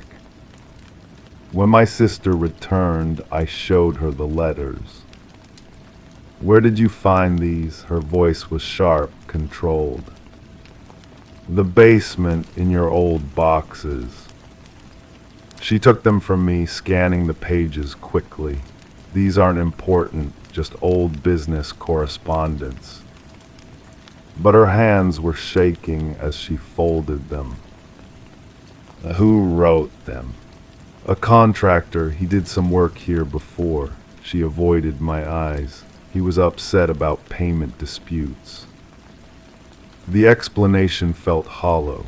Contractors didn't write letters like these. They didn't use words like investigation or what happened. That night I stayed in the house. My sister had gone home to her apartment across town, leaving me to figure out the paint situation. I set up a sleeping bag in the kitchen and tried to ignore the living room entirely. But sound carries in empty houses. Around midnight, I heard something that made my blood freeze. A slow, wet, dragging sound coming from the living room, like something being pulled across the sticky wall. I grabbed a flashlight and crept toward the noise. The beam illuminated the wall where I had painted. The handprints were gone. In their place was a single word written in the same white paint but somehow darker, more defined. Help. My hands were trembling as I called my sister. You need to tell me what happened in this house. Silence on the other end. There's something wrong with this place, something you're not telling me. Finally she spoke. He used to live here, the man who wrote those letters. He rented the basement apartment. I used to. He disappeared last winter. The police said he probably left town. People do that sometimes. But you don't think he left. Another long pause. The basement flooded during the storm season. We had to pump out water for days. The smell was terrible. I thought about the chemical sweet odor I had noticed earlier. What kind of smell? I don't know, like something rotting mixed with cleaning solution. My flashlight beam found the basement door. It was slightly ajar, though I was certain I had closed it. Did you clean the basement yourself? Yes, I had to. The water damage was extensive. And the tenant, you never heard from him again. No, his family came looking for him, but they eventually stopped calling. I walked to the basement door and pushed it open. The smell hit me immediately, stronger now, not just chemical and sweet, but earthy, organic, like soil after rain. I think he's still here, I said into the phone. That's impossible. The paint won't dry because something is underneath it, something that's still changing, still affecting the surface. You're scaring me. I'm scaring myself. I descended the basement stairs, following the beam of my flashlight. The concrete floor looked freshly poured in several places, uneven patches that didn't match the rest of the foundation. And beneath one area, the new concrete was slightly raised, as if something underneath was pushing up. You need to call the police, I told my sister. And then tell them what, that paint won't dry. Tell them about the tenant, tell them about the letters, tell them about the concrete. I can't do that. Why not? The silence stretched between us. When she spoke again, her voice was barely a whisper. Because I already know what they'll find. The flashlight slipped from my hand, clattering across the concrete floor. In the sudden darkness, I heard that dragging sound again, closer now, coming from the walls themselves. I fumbled for the light, my breathing sharp and quick. When I found it, the beam revealed something that made my knees buckle. Fresh handprints on the basement walls, dozens of them, all reaching upward, all pressed deep into the paint I had applied to cover the stains. But these weren't random marks. They formed a pattern, a desperate message spelled out in palm prints and finger smears. Not accident. The phone was still connected. My sister's voice came through, distant and broken. I was only trying to help him leave quietly. He was behind on rent, making threats. I told him he had to go. What happened? He fell down the stairs, hit his head on the concrete. It was dark and he was drunk, and I didn't mean for it to happen. But you didn't call for help. I panicked. I thought if I just cleaned up, if I fixed the floor, no one would ever know. The concrete. I learned how to mix it myself, spent weeks getting it right, but the smell never went away completely. I stared at the handprints on the wall. They seemed to be moving, reaching higher, as if something below was still trying to climb out. The paint won't dry because the wall is still absorbing moisture, I said, from underneath. Stop. That's why the handprints keep appearing. That's why nothing will stick properly. Please stop. I climbed the stairs, leaving the basement behind, but I could still hear the dragging sound following me up. In the living room, the wall was completely covered now. Handprints layered over handprints, all reaching toward the ceiling, all trying to escape. My sister arrived an hour later. She stood in the doorway, staring at the wall. It's getting worse, she said. It's trying to tell us something. I know what it's trying to tell us. We stood there together, watching the paint continue to shift and move. The handprints were multiplying, becoming more frantic, and beneath them other shapes were emerging. Letters, words, a story written in desperate gestures. What are you going to do? I asked. I don't know. You have to call the police. I know. But neither of us moved. We watched the wall continue to change, revealing more and more of its hidden truth. And I realized that some secrets are too heavy for paint to cover. Some truths will keep pushing through, no matter how many layers you apply. The wall would never dry, not until someone finally listened to what it was trying to say. And maybe not even then. Crime 8, empty one day, full the next. Not with clothes, strips of paper, faded photos, bones too small to be animal. Each item unfamiliar but packed with care, arranged neatly. Like someone knew what I'd made. Or what I'd forgotten. I'd been living in the house for 6 months when it started. The chest of drawers in the bedroom, mahogany with brass handles that had turned green with age. I'd bought it at an estate sale, along with most of the furniture. The previous owner's family had wanted everything gone quickly. Too quickly, I realize now. The first items appeared on a Tuesday. I'd emptied the drawers completely the night before, wiping them clean with lemon oil. The scent still lingered when I opened the top drawer to put away fresh linens. Instead of emptiness, I found a single photograph. Black and white, corners soft with handling. A woman in a wedding dress, but something was wrong with her face. Not damaged, erased. Someone had taken great care to remove her features with what looked like sandpaper, leaving only the faint outline of where eyes and mouth should be. I held it to the light streaming through the bedroom window. The paper felt different than modern photographs, thicker, with that particular texture of images from decades past. On the back, someone had written a single word in faded blue ink, before. My hands trembled as I set it on the nightstand. The rational part of my mind suggested explanations. Maybe I'd missed it during cleaning. Maybe it had been stuck to the drawer bottom, but I knew what I'd seen. Empty drawers, clean wood, nothing. I called the estate sale company. The woman who answered had a voice like cigarettes and impatience. She remembered the house, remembered me, but claimed no knowledge of forgotten items. People clean those places out pretty good, she said.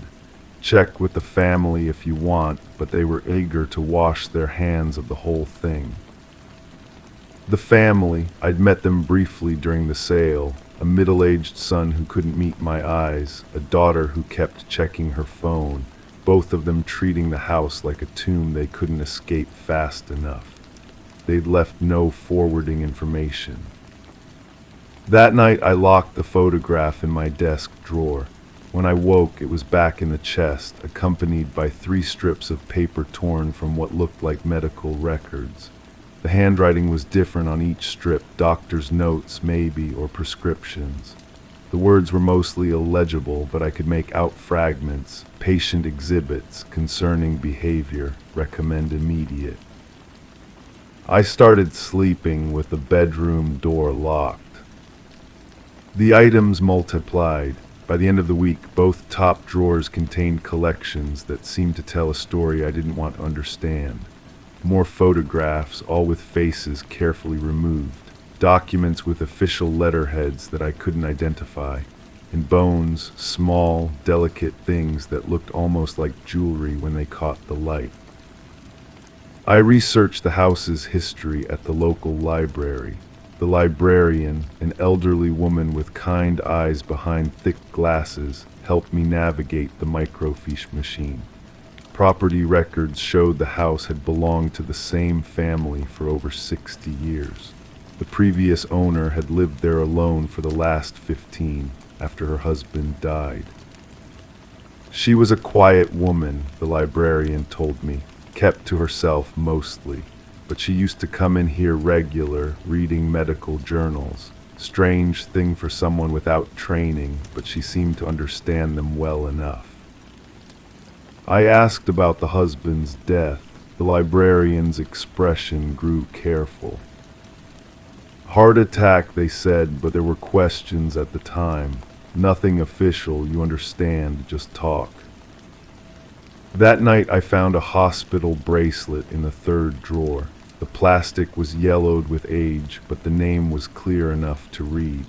It matched the previous owner's husband, the man who died of a heart attack. The date on the bracelet was 3 months before his supposed death. I started making phone calls. The local hospital had no record of the admission.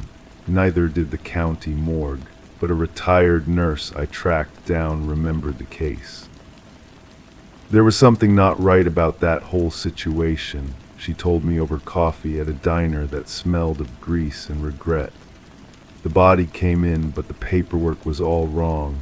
Different handwriting, different signatures. And the wife, she knew too much about the medical side of things. Asked questions most people wouldn't think to ask. I pressed for details, but she just shook her head. Some things are better left buried, but if you're living in that house, you might want to check the basement. There's a room down there most people don't know about, behind the furnace. The basement had seemed normal when I'd first toured the house.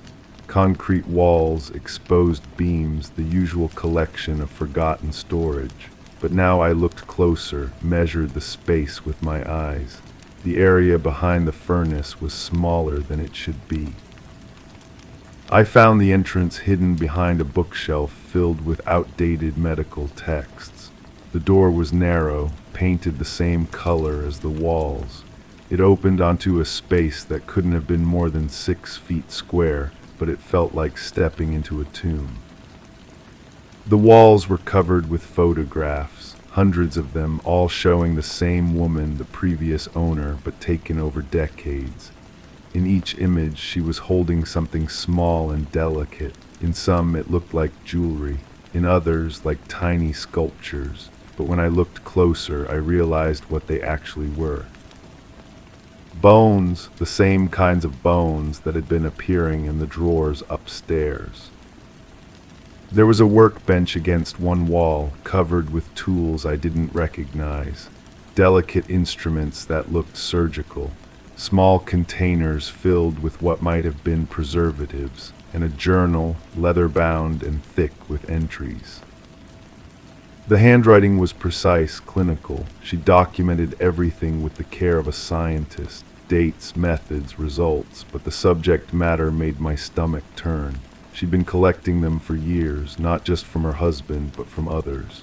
The mailman who'd had a heart attack on her front steps, the neighbor who'd died in his sleep, the utility worker who'd collapsed in her backyard. All of them had been found in her house. All of them had died of natural causes, according to the official records, but her journal told a different story. She'd been dosing them with something that left no trace but caused exactly the kind of cardiac events that would seem natural to any examiner who wasn't looking for poison. And afterward, she'd taken her trophies. Small bones from fingers, ribs, pieces of skull, parts that wouldn't be missed during a routine autopsy. The journal's final entry was dated just 1 week before the estate sale. She'd written about me, about the new owner who would be moving in, about how she'd prepared everything, arranged the evidence in a way that would eventually lead to this moment. The truth should be preserved, she'd written. Someone should know what I accomplished. Someone should understand the art of it. I closed the journal and backed out of the room. My hands were shaking so badly I could barely turn the light off. But as I reached for the switch, I saw something that made my blood freeze. On the workbench next to the surgical instruments was a small glass vial, still warm to the touch, still half full of a clear liquid that had no smell and caught the light like water. I recognized it from the journal descriptions, the same substance she'd used on her victims. The same thing she'd been adding to coffee cups and water glasses for years. But she was dead, had been dead for months. I ran upstairs, the vial clutched in my shaking hand. The drawers were open, all of them, displaying their contents like a museum exhibit. And there, on the bed, was something new. A photograph of me, taken from outside the house, showing me walking up the front steps with my morning coffee. But someone had begun the careful process of erasing my face, just like all the others. The sandpaper was still there next to the photograph, still warm from recent use. I grabbed my keys and ran for the door, but as I reached for the handle, I heard footsteps above me. Slow, deliberate footsteps walking across the bedroom floor. I stood frozen, listening. The footsteps stopped directly above where I was standing. Then, after a moment of silence, I heard the sound of a drawer being opened. And closed. And opened again. I never went back to the house. I called the police from a motel room, told them everything I'd found. But when they investigated, the hidden room was empty. The drawers contained nothing but dust and the faint scent of lemon oil. The detective who handled the case was kind but skeptical. She suggested stress, suggested the isolation of living alone in a house with such a dark history. She recommended I speak with someone, get help processing what I'd been through. But I still have the vial. I keep it in a safety deposit box along with the photograph of myself. Sometimes I think about turning it over to the authorities, having it analyzed. But then I remember the footsteps, the sound of drawers opening and closing in an empty house. And I wonder if the previous owner really died of natural causes, or if she simply found a way to continue her work from beyond the grave. The bones in the drawers were too small to be animal, but they were also too small to be adult human. I've been researching missing children from the area going back decades. The numbers are higher than they should be, much higher. And yesterday I received a letter at my new address. No return address, no postmark. Just my name written in familiar handwriting on cream-colored paper. Inside was a single photograph. A child's bedroom, empty except for a chest of drawers with brass handles turned green with age. The drawers were open. All of them. Waiting. Crime 9, I don't use it, I shower, but the tub was clogged again. When I checked, I found a thick mass of dark hair wound tightly in the drain, more than humanly possible. I pulled and pulled until it snapped back like a rope. Now the tub fills with water on its own, and always leaves strands behind. The apartment came furnished. The landlord mentioned the previous tenant had left suddenly. No forwarding address, security deposit forfeited, the kind of departure that leaves questions hanging in the air like smoke. I should have asked more questions then, but the rent was reasonable, the location convenient, and I needed a place quickly after my divorce. Sometimes desperation makes us willingly blind to obvious warning signs. The hair started appearing the second week, just a few strands at first, circling the drain like dark ribbons. I assumed it was residue from the previous tenant's cleaning routine. Hair takes time to wash completely from plumbing systems, but each morning brought more, and the strands grew longer, thicker, more abundant. I called the landlord. He seemed genuinely surprised, said he'd had the entire bathroom professionally cleaned before I moved in, suggested maybe it was coming from neighboring units through shared plumbing. Old buildings have mysterious ways of connecting spaces that should remain separate. The explanation felt hollow, but I accepted it. I bought heavy-duty drain cleaner and rubber gloves. Every few days I'd fish out handfuls of hair, watching the dark mass twist and coil around my fingers like something alive.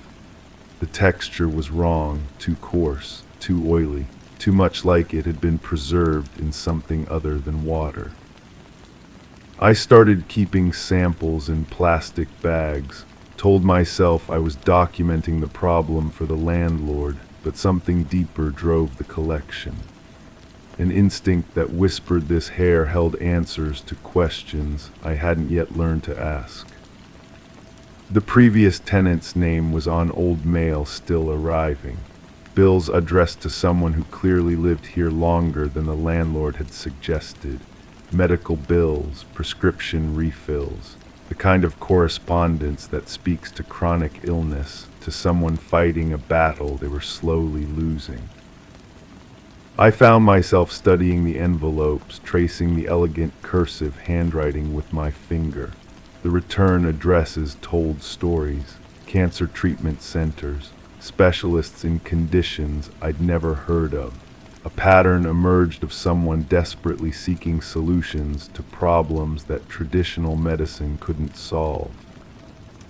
The hair samples under my magnifying glass revealed more questions. The roots were intact, suggesting they'd been pulled rather than cut.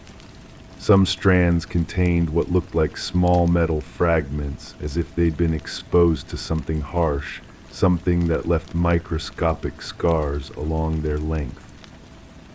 I started researching hair-related medical conditions, trichotillomania, alopecia, chemotherapy side effects, but none explained the volume or the strange consistency of what I was finding. The hair felt treated, processed, like it had been soaked in chemicals that changed its fundamental properties. The building's superintendent lived in the basement, an elderly man who'd worked there for decades, who remembered every tenant, every complaint, every strange occurrence. He invited me down to his cluttered office, surrounded by maintenance logs and tenant files dating back years. He remembered the previous tenant well, a quiet woman who'd lived alone for nearly a decade. No visitors, no complaints, no problems until the final months. Then came the smell. A sweet, medicinal odor that seemed to seep through the walls and into neighboring apartments. Tenants complained, but when they investigated, nothing seemed obviously wrong. The superintendent's hands shook as he poured coffee from a pot that had been brewing too long. He mentioned finding empty bottles in the building's trash. Bottles with labels he couldn't read, chemicals ordered from overseas suppliers. the kind of substances that required special handling, special disposal. I asked about the woman's condition. He hesitated, glancing at the tenant files as if they might contain secrets too dangerous to share. Finally, he admitted she'd been sick, not just physically, but mentally. The kind of illness that makes people do things others can't understand, can't explain, can't easily forgive. The hair in my drain began changing. Instead of loose strands, I found braided sections. Elaborate patterns woven with a skill that spoke to hours of careful work. Someone had spent considerable time creating these intricate designs, as if the hair itself was a medium for artistic expression. I brought the braided samples to a salon.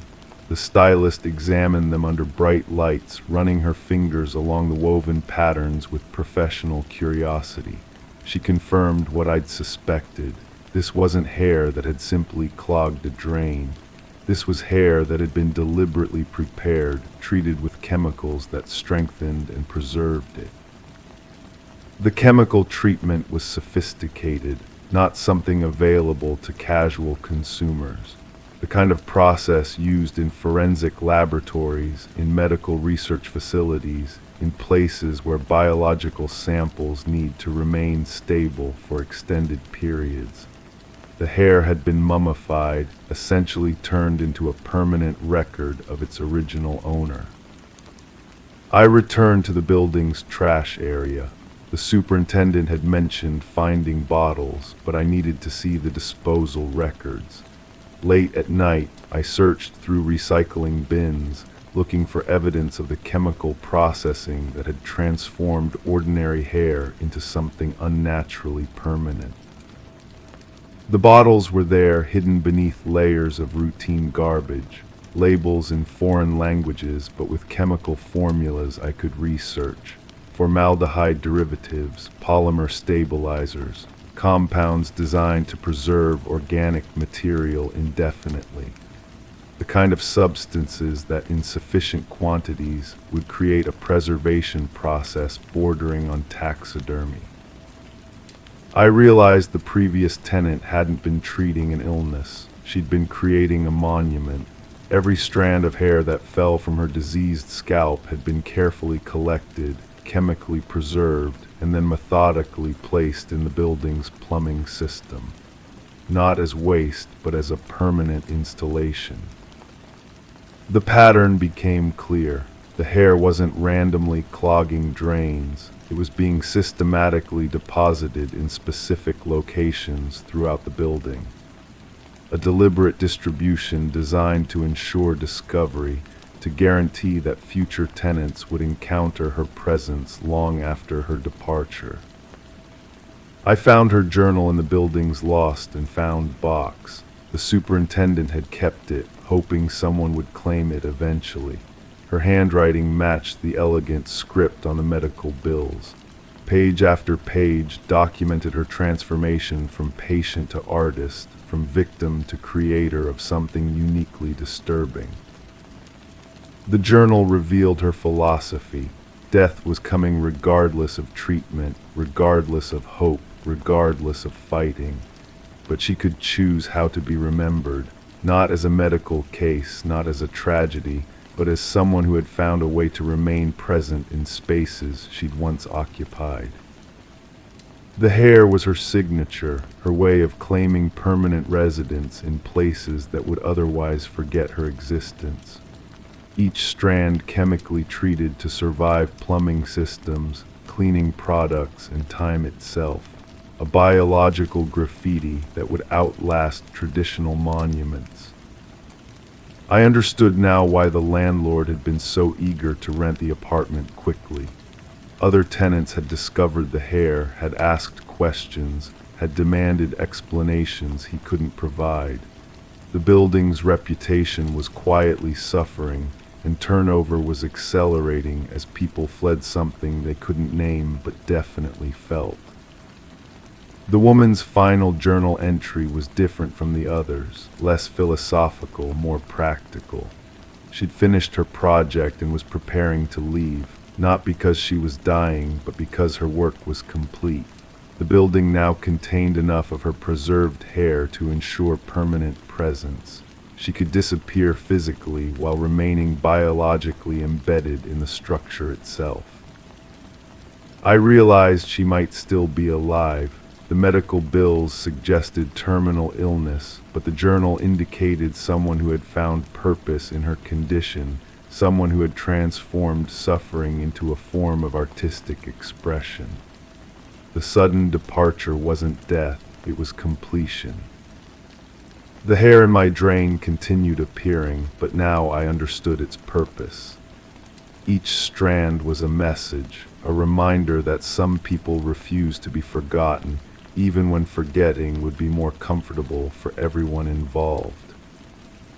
I stopped removing the hair, let it accumulate, let it fill the tub gradually, creating the installation she'd envisioned. The water that collected around the preserved strands took on a slightly oily consistency, as if the chemicals were slowly leaching into the building's water supply. The other tenants began complaining about their own hair-related problems, drains clogging simultaneously, strands appearing in unexpected places. The superintendent's logs showed a pattern of maintenance requests that mirrored my own experience, but spread throughout the building like a slow infection. I wonder if she's watching somehow, observing the success of her project.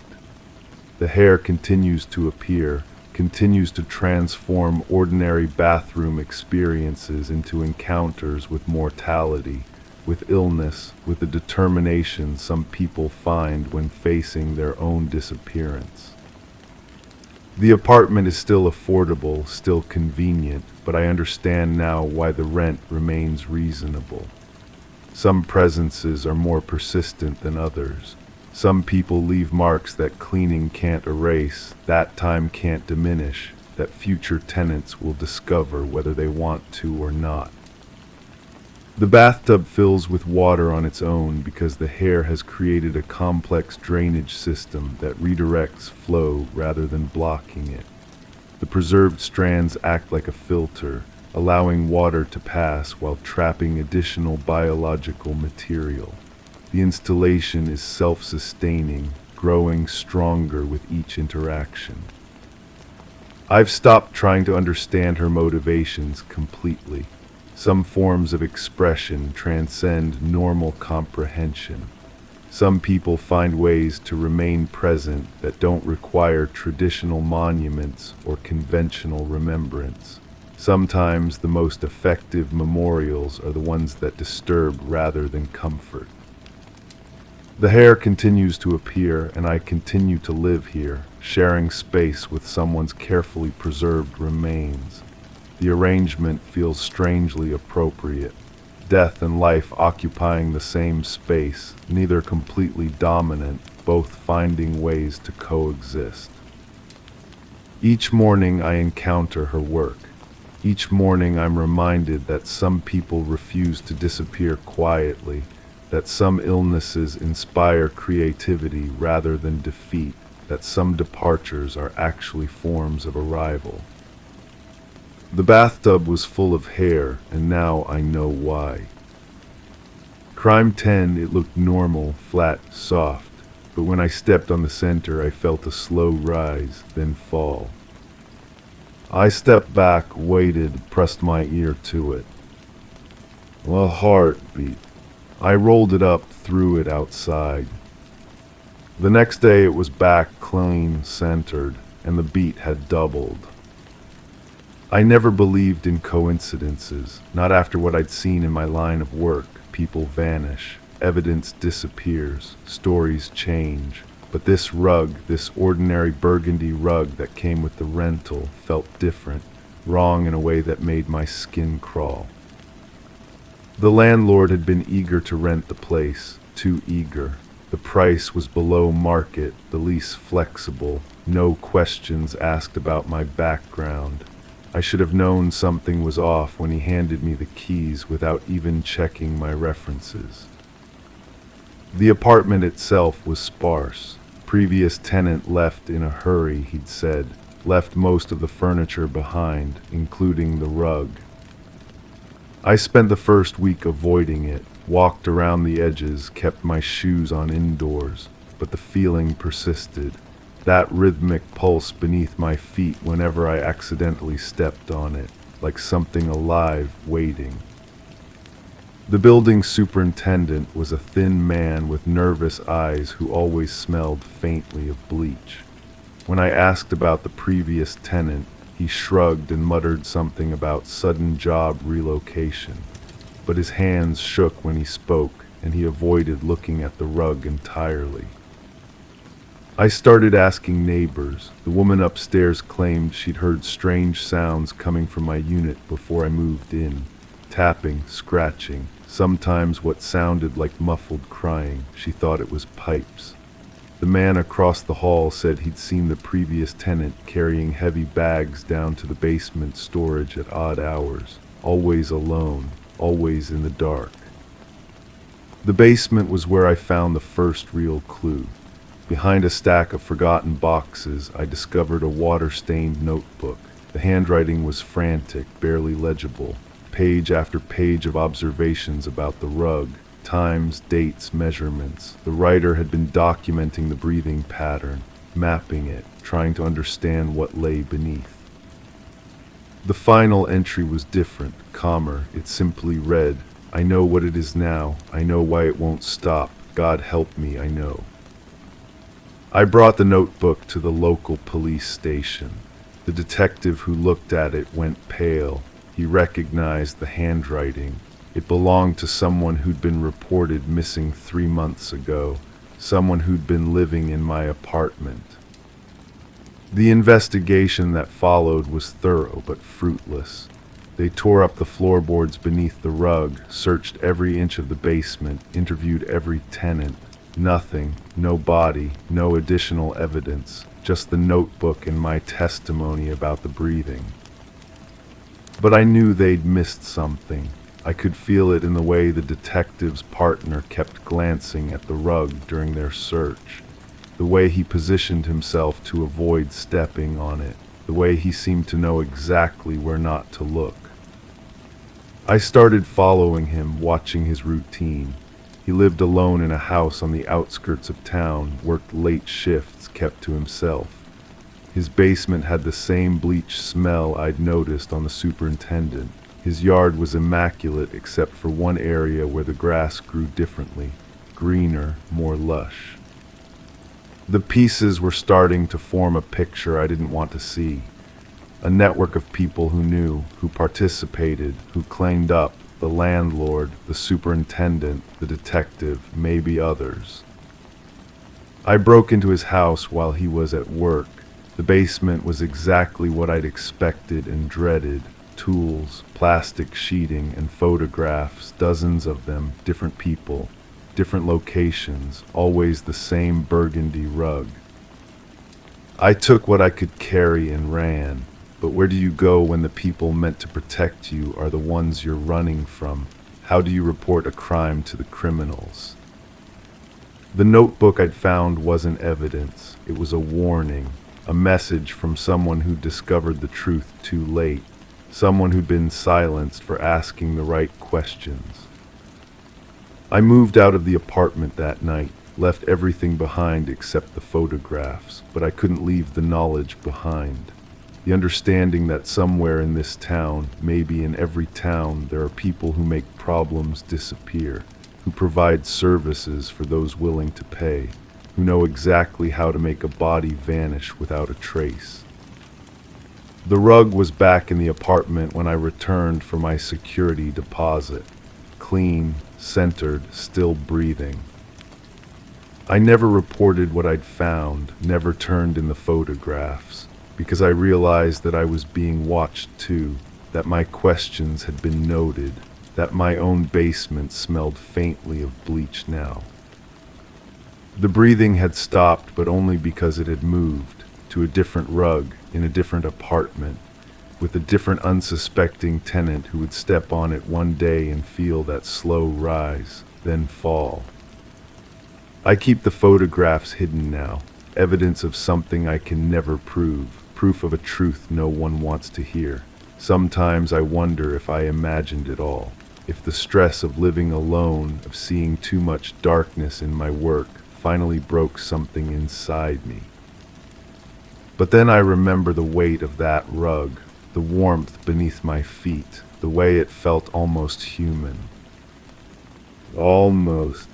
I still drive by that building sometimes, watch the windows, wonder who lives there now, whether they've noticed anything strange about their floor, whether they're asking the right questions, whether they're being watched. The truth is still there, buried beneath layers of silence and complicity, hidden under burgundy rugs in apartments across the city, waiting for someone brave enough or foolish enough to pull back the corner and look underneath. But I'm not that person anymore. I've learned to walk carefully, to avoid stepping on things that might breathe back, to keep my questions to myself. Because some secrets are kept for a reason, some truths are too dangerous to speak, and some rugs are better left undisturbed.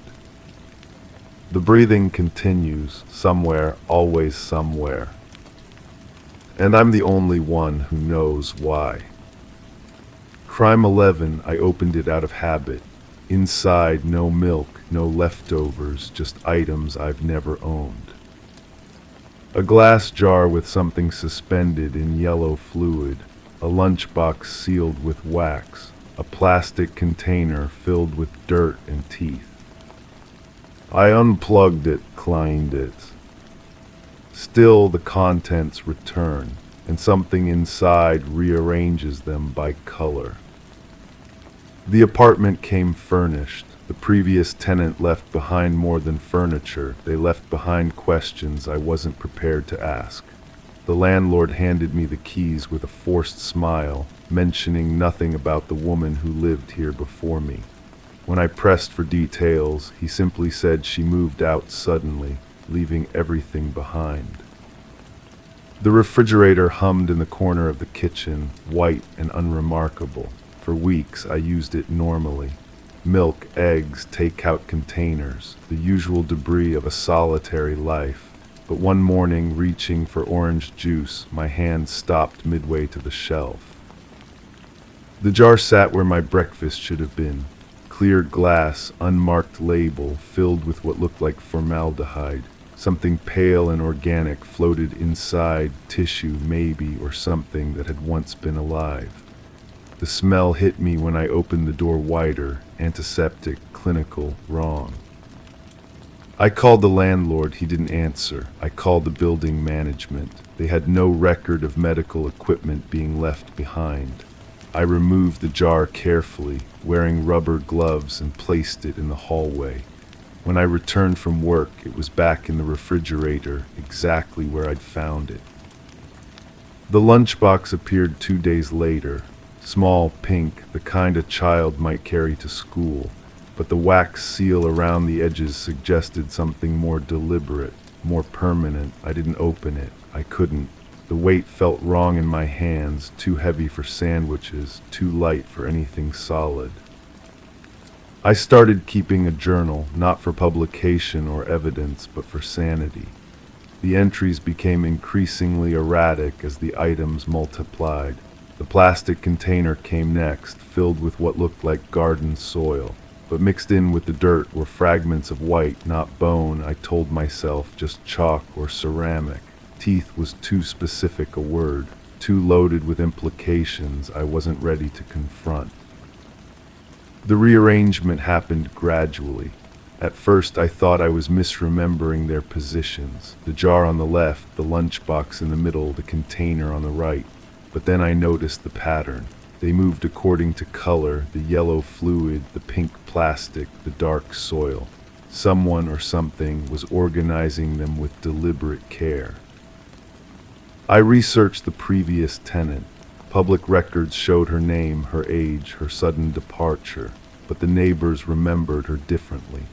The woman downstairs described someone nervous, paranoid, who received strange packages and spoke to herself in the hallway.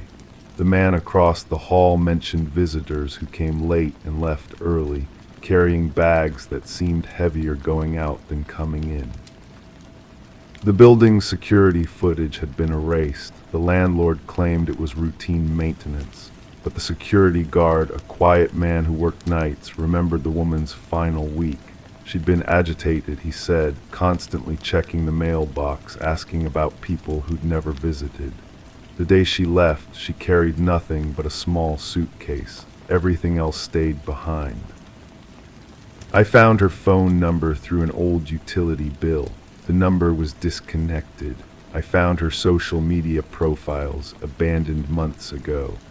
The last post was a photo of her refrigerator, the same model as mine, with the caption, "Some things follow you home." The comments were strange, friends asking if she was okay, family members expressing concern, but buried in the thread was a response that made my hands shake. "You can't keep them forever. They belong to someone else." I called the police. They listened politely, filed a report, suggested I speak to a counselor. The items weren't illegal, they said. Strange, but not criminal. Without evidence of a crime, they couldn't investigate further. The detective who took my statement had tired eyes and the air of someone who'd heard stranger stories. But he did mention something before leaving. 3 other tenants in the building had complained about similar incidents over the past year. Items appearing in their apartments, belongings that weren't theirs. Each time, the complainant had lived in an apartment previously occupied by someone who'd left suddenly, leaving everything behind. I started mapping the pattern. The woman who lived here before me had previously lived in apartment 3B. The tenant in 3B had complained about mysterious items appearing in her bathroom cabinet. Before that, she'd lived in 5A. The tenant in 5A had reported finding unfamiliar documents in his desk drawer. The pattern stretched back further than I'd imagined. A chain of tenants, each leaving behind pieces of themselves, each carrying forward pieces of others. The items weren't random, they were connected, part of a larger collection that moved through the building like a contagion. I confronted the landlord again. This time I came prepared with names, dates, apartment numbers. He listened without interrupting, his expression growing more uncomfortable with each detail. When I finished, he was quiet for a long moment. He'd owned the building for 20 years, he said. Some tenants were different from others. They came already damaged, already carrying burdens that didn't belong to them. He didn't ask questions about their past or their belongings. He provided shelter, nothing more. But he did remember the woman who'd lived here before me. She'd been a lab technician, he said, medical research. She'd worked with specimens, samples, things that needed to be preserved. When she left, she'd seemed relieved, as if she'd finally found a way to pass on a responsibility she'd never wanted. I returned to the refrigerator with new eyes. The jar, the lunchbox, the container, they weren't random artifacts. They were a collection, carefully maintained, deliberately preserved. Someone had been studying them, documenting them, trying to understand what they represented. I found her notebook wedged behind the refrigerator, pages of observations, sketches, theories. The jar contained tissue samples from an autopsy that was never completed. The lunchbox held evidence from a case that was never solved. The container was filled with soil from a burial site that was never found. She'd been a collector, a curator of unfinished business. Each item represented a story that had been abandoned, a truth that had been buried. She'd inherited them from someone else, just as I'd inherited them from her. The notebook's final entry was dated the day before she moved out. They're not mine to keep. They're not mine to solve, but they're also not mine to abandon. Someone else will have to decide what to do with them. I understand now why she left. the weight of carrying other people's secrets, other people's crimes, other people's unfinished investigations. Each item in the refrigerator represented a case that someone somewhere had given up on, but giving up didn't make them disappear, it just passed them along to the next person willing to look. The arrangement by color isn't random. It's a system, a method of organization that helps process the overwhelming nature of what these items represent.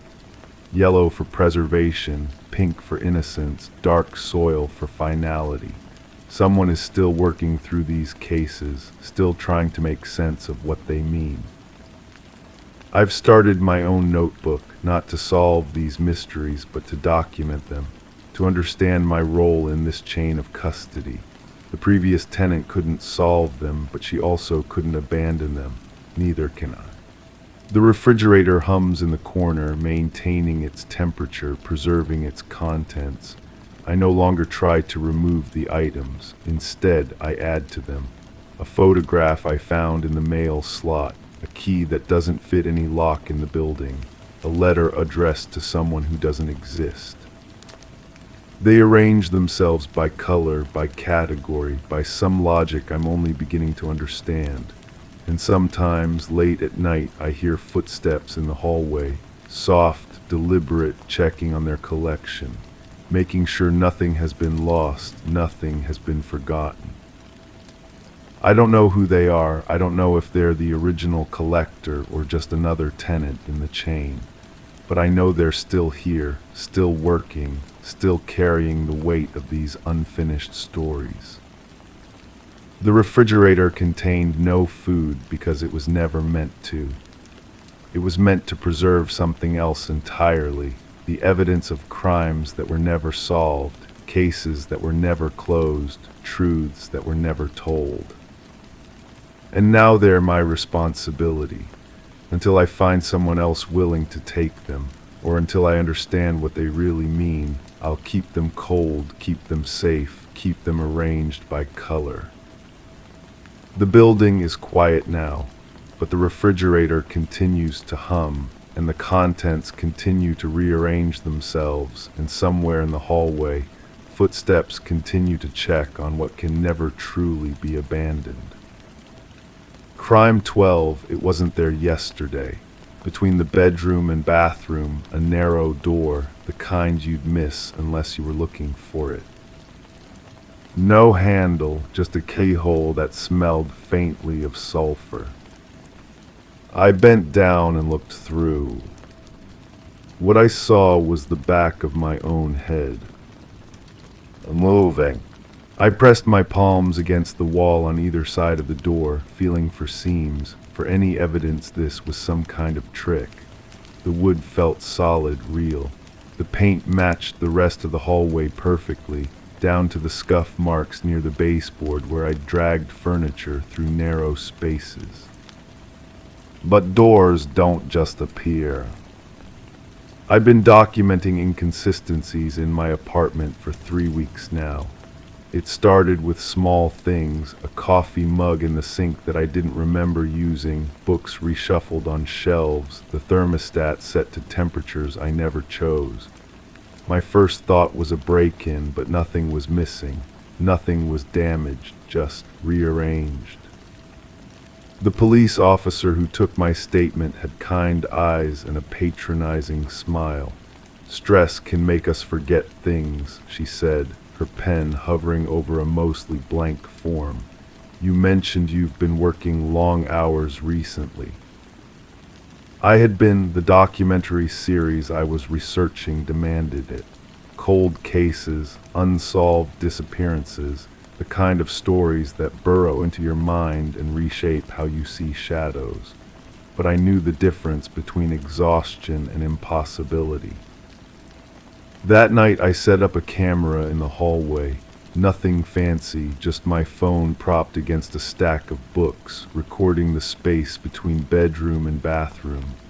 I let it run for 8 hours. The footage showed nothing. Empty hallway, consistent lighting, no mysterious doors materializing in the middle of the night. just the ordinary passage I'd walked through thousands of times. But when I woke up, the door was still there.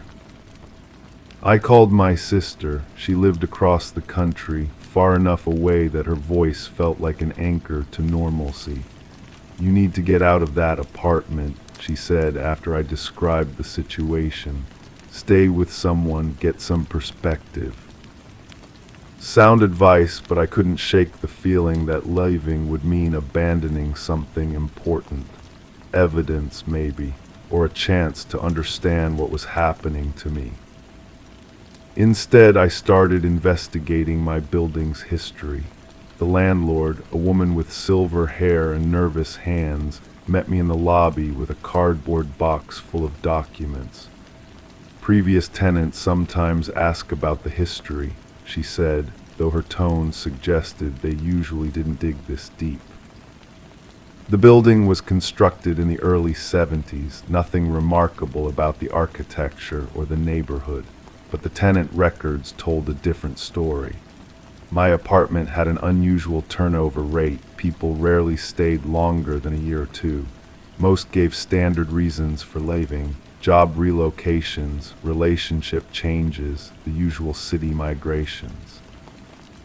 One name appeared 3 times in the records: a woman who'd lived in my unit at different periods over the past decade, always for brief stretches.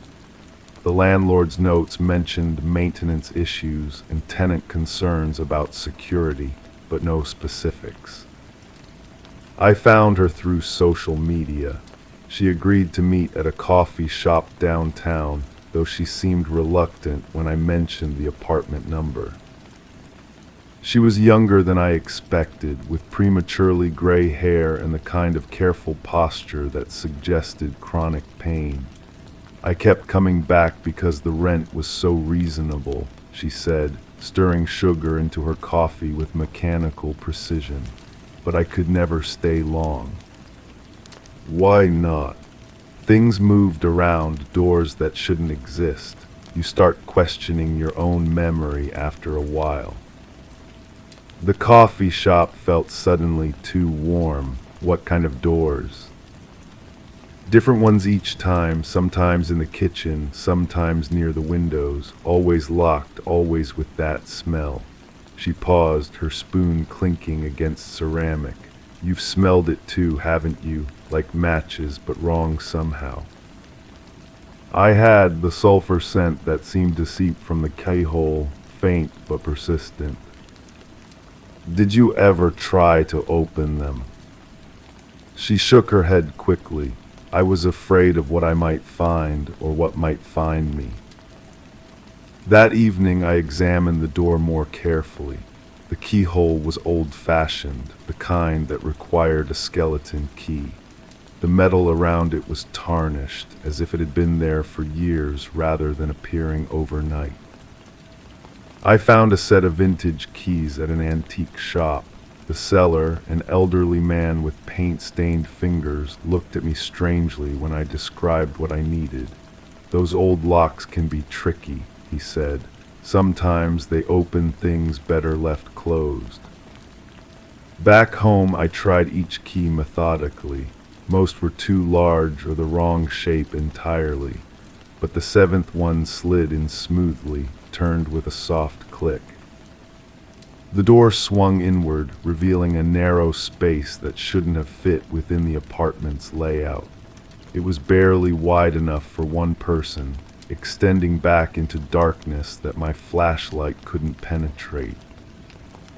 The walls were covered in photographs. Pictures of me sleeping, eating, working at my desk. Hundreds of them, taken from angles that should have been impossible given the apartment's layout. Some showed me doing things I didn't remember, conversations with people I didn't recognize, visits to places I'd never been. But the most disturbing images were the ones that looked like surveillance footage of my daily routine, except they showed subtle differences. My clothes were slightly different colors. My hair was styled differently. In some photos, I was wearing jewelry I didn't own. At the far end of the narrow space, another door. This one was metal, heavy, with multiple locks. As I approached, I could hear something on the other side, breathing that didn't match my own rhythm. I pressed my ear against the cold metal. The breathing stopped. Then from the other side, a voice that sounded exactly like mine. "I know you're there." I ran, left the doors open, grabbed my keys and wallet, and didn't stop moving until I was 3 blocks away. My heart was pounding so hard I could taste metal in my mouth. From a phone booth, one of the few still functioning in the city, I called the police. This time I didn't mention doors or impossible spaces. I simply reported a break-in, someone hiding in my apartment. 2 officers arrived within minutes. I waited in the lobby while they searched the unit. They found nothing unusual. No hidden spaces, no mysterious doors, no photographs. Just an ordinary apartment with ordinary rooms in their ordinary places.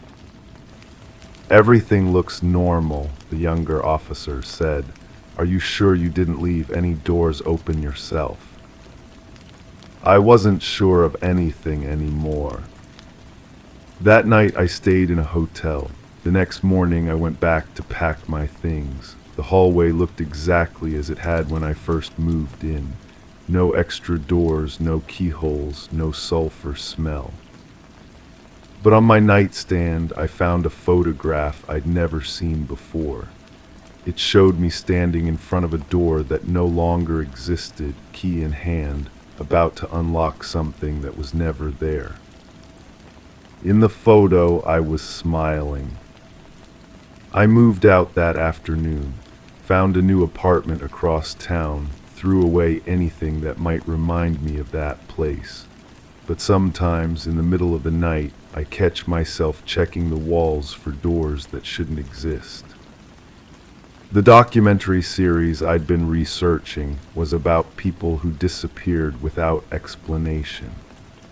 Ordinary people who simply vanished from their lives, leaving behind only questions and the persistent feeling that something fundamental about reality had shifted. I never finished that project. Some stories are too close to home. But I kept the photograph. It sits in my desk drawer, a reminder that memory isn't always reliable, that the space between what we think we know and what actually happens is wider than we like to admit. Sometimes I wonder if I'm still in that narrow space behind the door, and this life, this apartment, this sense of normalcy is just another photograph in someone else's collection. The breathing I heard that night never completely stopped. I just learned to ignore it, the way you learn to ignore the sound of your own heartbeat. Until now, when I'm alone in the dark, and I realize the breathing isn't mine at all. Crime 13, I left it running for background noise, but the low hum began forming words, not random, sentences I hadn't spoken, only thought. It repeated a phrase I'd never shared aloud, and then laughed my laugh. Now when it's off, I can still hear it spinning. The recording device sat on my desk, its red light blinking like a mechanical heartbeat. I'd been documenting everything since the incident, trying to piece together what happened to my neighbor. The police had closed the case, but something felt wrong. The official report stated accidental death, but the details never aligned with what I witnessed that night. I pressed play and listened to my own voice recounting the events. The fan in the background created an unsettling soundtrack to my investigation. Every time I replayed the recording, I noticed something new. A pause where there shouldn't be one, a tremor in my voice when I mentioned finding the door unlocked, the way I hesitated before describing the scene inside. My neighbor had been a quiet person. We'd exchanged pleasantries in the hallway, nothing more. but after the incident, I couldn't shake the feeling that I'd missed something crucial. The detective assigned to the case seemed eager to wrap it up quickly, too eager. I started visiting the building's other residents, asking questions the police hadn't bothered to explore. The elderly woman from the third floor mentioned strange sounds coming from my neighbor's apartment in the weeks before the death. Not crying or shouting, but a rhythmic tapping, like someone sending Morse code through the walls. The building's maintenance worker, a nervous man with calloused hands, avoided eye contact when I asked about the apartment's condition. He mumbled something about the electrical system being faulty, then quickly changed the subject. His reaction felt rehearsed, practiced. I obtained copies of the incident report through a contact at the courthouse. The photographs showed an ordinary living space, but something about the furniture arrangement bothered me. Everything seemed too perfect, too deliberately placed. The coffee table aligned perfectly with the sofa, books stacked with mathematical precision. It looked like a staged photograph, not a lived-in space. The coroner's report mentioned a head injury consistent with a fall, but the medical examiner's notes included an unusual detail. Trace amounts of an industrial adhesive found under the victim's fingernails. The detective's follow-up report dismissed this as contamination from recent repairs in the building, but I'd never seen any repair work being done. I interviewed the victim's co-workers, discovering a pattern of increasingly erratic behavior in the weeks before the death. Sudden mood changes, paranoid comments about being watched, and an obsession with recording conversations. The victim had apparently purchased several digital recorders, claiming they were for a personal project. The building's security footage had been mysteriously corrupted for the night in question. The property manager explained it as a routine system malfunction, but the timing seemed too convenient. I pressed for more details, and she became defensive, insisting that the police had already reviewed everything relevant. I found myself returning to the victim's apartment building repeatedly, standing in the hallway, trying to recreate the sequence of events. The fluorescent lights flickered overhead, casting shifting shadows on the worn carpet. I could smell something chemical in the air, faint but persistent. The same odor I'd noticed the night I found the body. My own recordings became increasingly important to my investigation. I documented every conversation, every observation, every theory. But when I played them back, I began noticing discrepancies.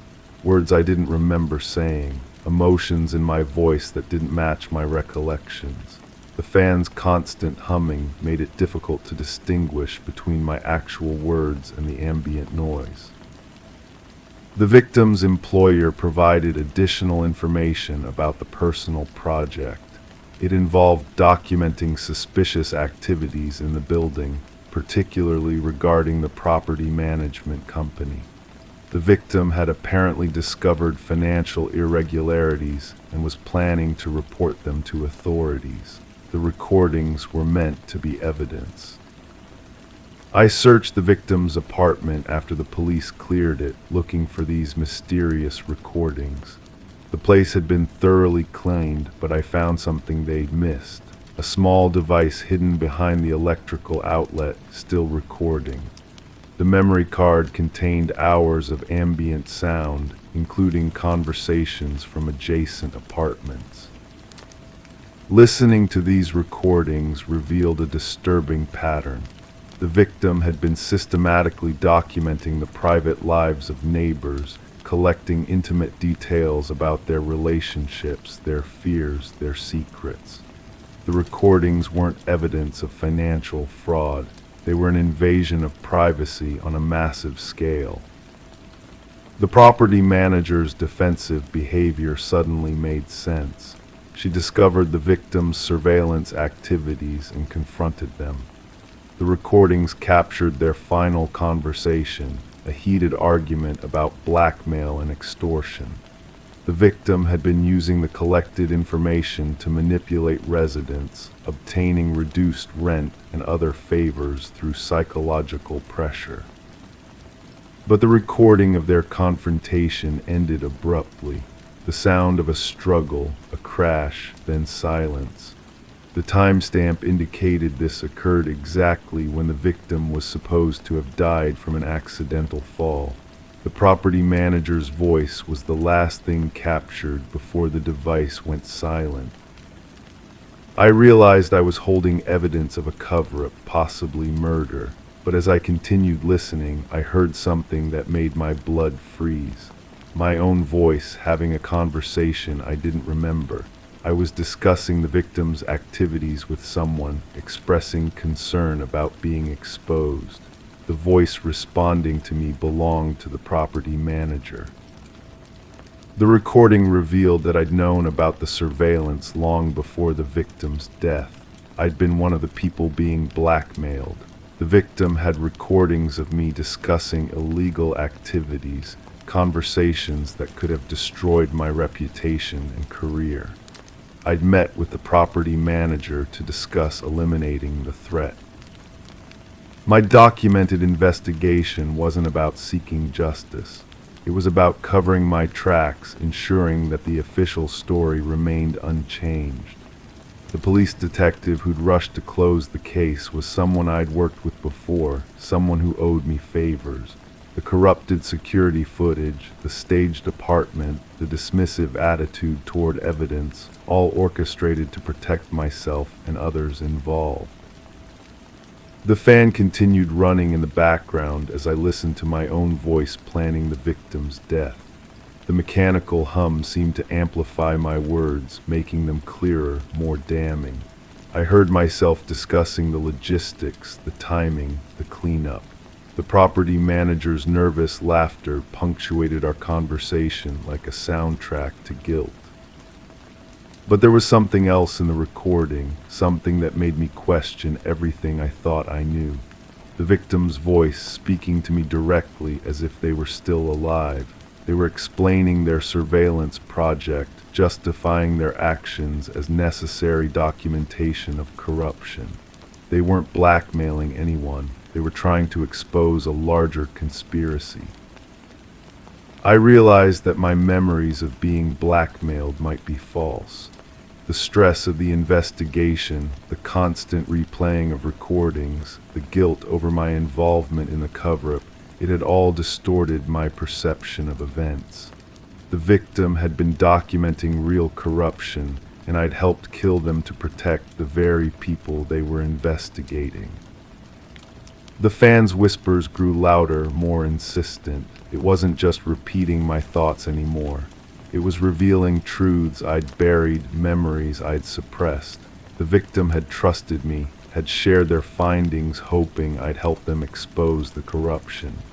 Instead, I'd betrayed them, leading them into a trap. The recording continued, revealing the full scope of the conspiracy. The property management company was part of a larger network of illegal activities: money laundering, tax evasion, exploitation of vulnerable residents. The victim had uncovered evidence that could have brought down dozens of people involved in the scheme. My role wasn't just as a witness or even an accomplice. I was one of the primary beneficiaries of the corruption. The illegal activities had been funding my lifestyle, my career advancement, my comfortable existence. The victim's investigation threatened to expose not just the conspiracy, but my central role in perpetuating it. The fan's mechanical laughter echoed my own, but now it sounded hollow, mocking. I sat in the darkness, listening to evidence of my own guilt, understanding that justice for the victim would require my own destruction. The case couldn't be reopened without revealing my complicity. The truth would remain buried, protected by the very system that had created it. The recording ended, but the fan continued running. Its whispers had become a permanent soundtrack to my guilt, a constant reminder of the choice I'd made between justice and self-preservation. I reached for the power switch, but hesitated. Turning it off wouldn't silence the voices. The truth would continue spinning, waiting for someone else to discover it. In the silence that followed, I realized that the victim surveillance project had captured more than just evidence of corruption. It had documented the gradual erosion of my moral compass, the small compromises that led to complicity in murder. The recordings weren't just evidence of a crime. They were a psychological profile of how ordinary people become capable of extraordinary evil. The fan blade slowed but never stopped completely. Even in the quiet, I could hear it turning, whispering secrets I'd thought were buried forever. The investigation was over, but the reckoning had just begun. On crime 14, I measured it 6 feet deep. Then 7. Now I can't see the back anymore. I threw a flashlight in, it didn't hit anything, just vanished into black. But last night the flashlight rolled back out, and the batteries were missing. The house came to me through my grandmother's estate. She'd lived there for 40 years, alone after my grandfather passed.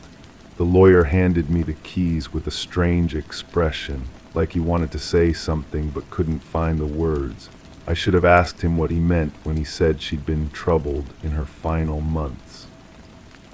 I moved in on a Tuesday. The closet in the master bedroom seemed normal then, wooden shelves, a hanging rod, the faint smell of lavender sachets. I hung my clothes and didn't think about it again until I noticed the hangers sliding toward the back wall, as if the floor wasn't quite level. That's when I first measured it. The tape measure stretched 6 feet exactly from the door to the back wall. Standard depth for a bedroom closet, but something felt wrong.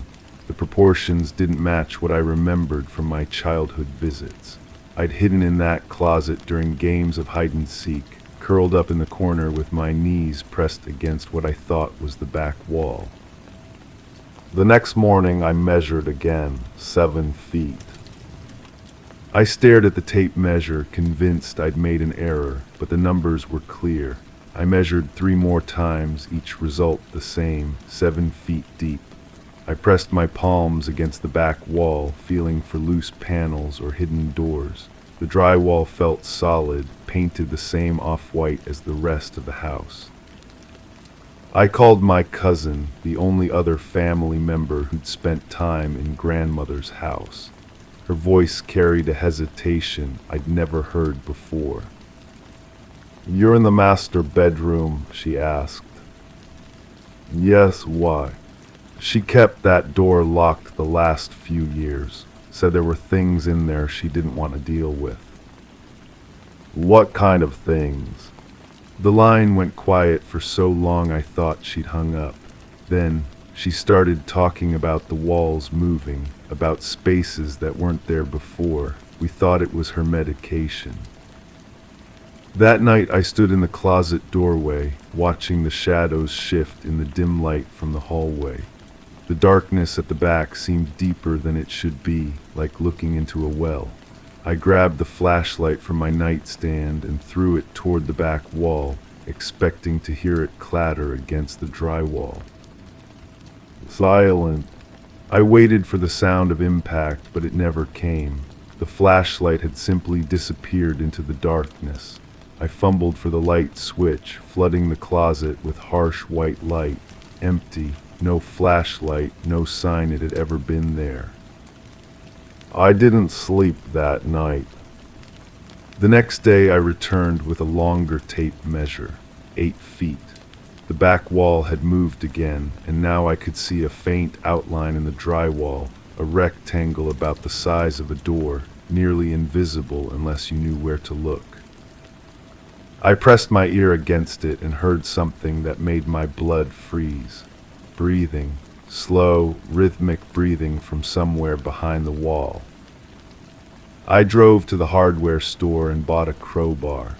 The clerk, an older man with paint-stained fingers, looked at my purchase with concern. "You doing renovation work?" he asked.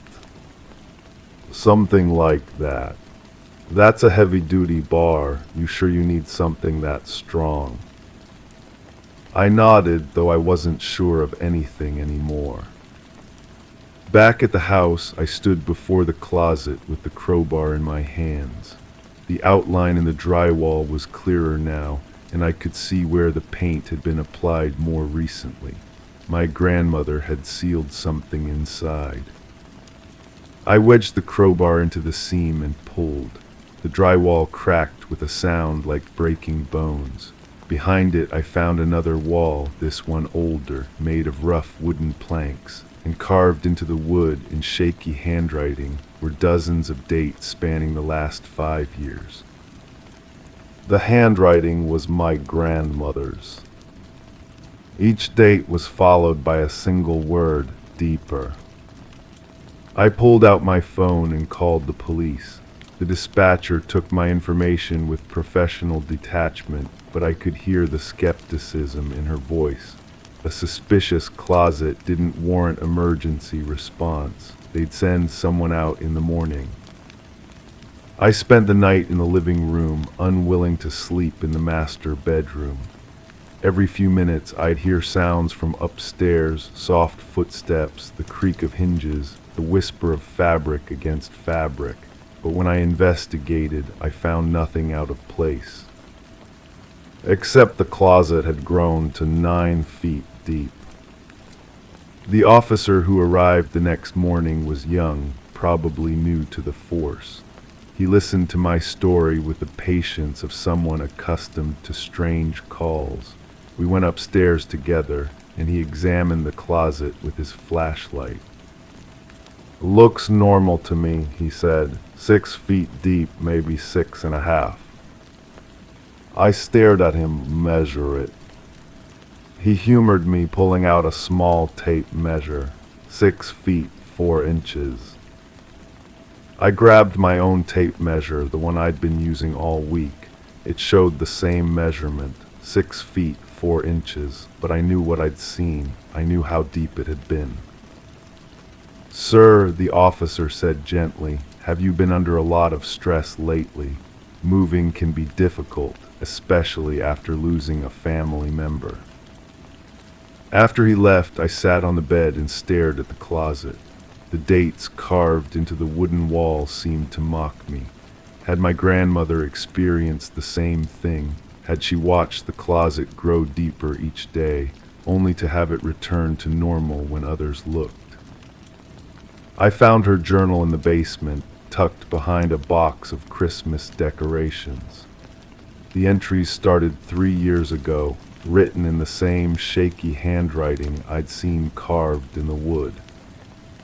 "The closet is wrong," she'd written. "It's deeper than it should be. I can hear something moving back there at night." The entries became more frantic as the months passed. She described measuring the closet obsessively, finding it deeper each time. She wrote about sealing the back wall with drywall, hoping to contain whatever was behind it. "It's not working," read one entry. "The wall keeps moving. It's like the house is growing, making room for something that wants to come through." The final entry was dated just 2 weeks before her death. "I can't keep it out anymore. It's almost here. I can feel it watching me through the walls. If something happens to me, don't let anyone else live in this house. Burn it down if you have to." I closed the journal and walked upstairs. The closet was 10 feet deep now, and I could see something glinting in the darkness at the back, something metallic that caught the light from the hallway. I grabbed my flashlight and walked deeper into the closet than should have been possible. The walls seemed to stretch around me, and the air grew colder with each step. At the back, partially hidden behind a wooden support beam, I found what had been glinting. A pile of batteries, dozens of them, all drained of power. and beside them a collection of objects that made my stomach turn. A driver's license with a photo of a young woman I didn't recognize, a wedding ring tarnished with age, a child's toy faded and worn. Personal items, belongings that had once meant something to people who were no longer here to claim them. I heard footsteps behind me and spun around. The closet entrance looked impossibly far away, a small rectangle of light in the distance, but I was alone. The footsteps continued, slow and deliberate, coming from somewhere in the darkness beyond my flashlight beam.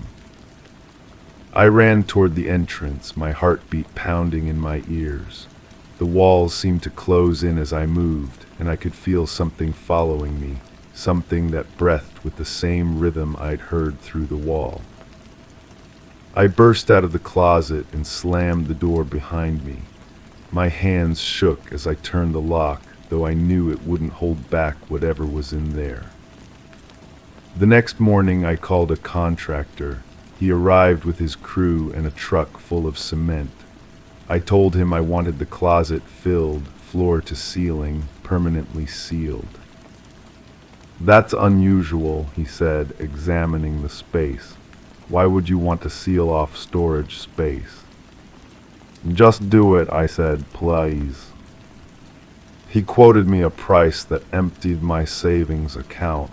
I agreed immediately. The work took 2 days. They filled the entire closet with concrete, creating a solid wall where the door had been.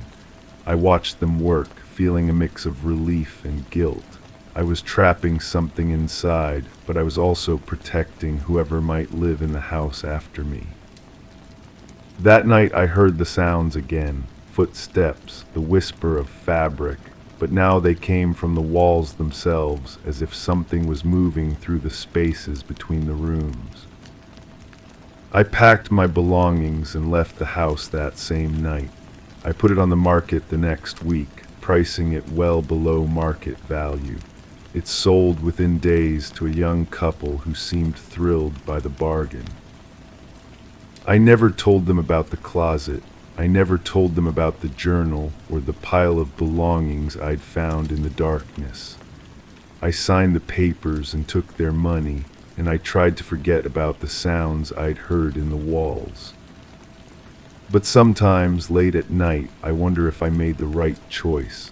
I wonder if the concrete held, or if the house found another way to grow deeper. I wonder about the young couple who bought it, and whether they've noticed any strange sounds. Most of all, I wonder about the pile of belongings I'd found in the darkness. Personal items from people who were no longer here to claim them. I never reported them to the police. I never tried to identify the owners. I just sealed them away with concrete and concrete dust. And now, months later, I've started finding things in my new apartment. Small items that don't belong to me. A pen I've never seen before. A hair tie that isn't mine. A key that doesn't fit any lock I own. They appear in my closet, right at the back, as if they'd been there all along. I measured my new closet when I moved in, 6 feet deep. Yesterday I measured it again. 7 feet. The tape measure trembles in my hands as I stare at the numbers. The closet is growing deeper, just like the one in my grandmother's house. And at the back, barely visible in the shadows, I can see something glinting in the darkness. Something metallic that catches the light from the hallway. I know I should measure it again tomorrow. I know I should call someone, tell them what's happening, but I also know that no one will believe me. The closet will return to normal when others look, just like it did before. Instead, I sit on my bed and stare at the closet door. I listen to the sounds coming from within, soft footsteps, the whisper of fabric, the slow rhythm of breathing that matches my own heartbeat. And I wonder if this is how it started for my grandmother. If she once sat in this same position, watching her closet grow deeper each day, knowing that something was coming through from the other side. Something that collects the belongings of people who are no longer here to claim them. Something that's been waiting patiently behind the walls, growing stronger with each passing day. Something that's almost here. Crime 15, I walked past quickly but stopped. The reflection wasn't my living room. The layout was similar but wrong. Different pictures on the wall, a stain on the floor I didn't recognize. I stood still, the reflection didn't. It walked away. The incident haunted me for weeks. I kept returning to that window, studying the glass, checking for distortions. But the reflection remained stubbornly mine. My furniture, my walls, my life staring back at me with familiar emptiness. I had been walking through the downtown district that evening, returning from another failed job interview. The stress of unemployment had been weighing heavily on my mind, making me notice things that usually escaped my attention. The reflection in that storefront window had seemed so real, so immediate. Yet when I tried to rationalize it later, it felt like a trick of tired eyes and strained nerves. But something about that stain on the floor wouldn't leave me alone. It had been dark, irregular, positioned near what would have been my coffee table. In my actual apartment, that spot was clean, unmarked by anything more significant than the occasional water ring from a forgotten glass. I started visiting the area more frequently, always during the same time of evening. The storefront belonged to a small electronics repair shop that closed early. The owner, a heavy-set man with calloused hands, became suspicious of my lingering presence. He would watch me through the glass, his expression growing more concerned with each visit. One evening he stepped outside while I was examining the window again. His voice carried a tremor of nervousness when he spoke. He asked if I was looking for something specific, if there was a problem with his display. I tried to explain about the reflection, but the words sounded hollow even to my own ears. He nodded politely and retreated inside, but I noticed him making a phone call shortly after. The next day I discovered something that changed everything. While cleaning out old boxes in my apartment, I found a collection of photographs from the previous tenant. They had been tucked behind a loose baseboard in the bedroom closet. The photos showed the same apartment, but arranged differently. Different furniture, different decorations, and there, in several images, was a dark stain on the living room floor. The stain was exactly where I had seen it in the reflection. I contacted the landlord asking about the previous tenant. His response was evasive, filled with long pauses and careful word choices. He mentioned that the apartment had been vacant for several months before I moved in. There had been some cleaning issues, he admitted, but nothing that would affect my tenancy. When I pressed for more details, he became increasingly uncomfortable. He mentioned that there had been an incident, but the matter had been resolved through proper channels. The way he emphasized proper channels suggested that whatever had happened was anything but proper. I began researching local news archives, searching for any reports of incidents in my building. The search proved more difficult than expected. News from several months prior seemed to have gaps, particularly regarding residential incidents. But I found references to a missing person case that had been quietly closed without resolution. The case involved a young woman who had lived in my building. She had been reported missing by her employer after failing to show up for work for 3 consecutive days. When police conducted a welfare check, they found her apartment empty but undisturbed. Her personal belongings remained in place, but she was gone. What struck me most was the description of her apartment layout. It matched the reflection I had seen in the window.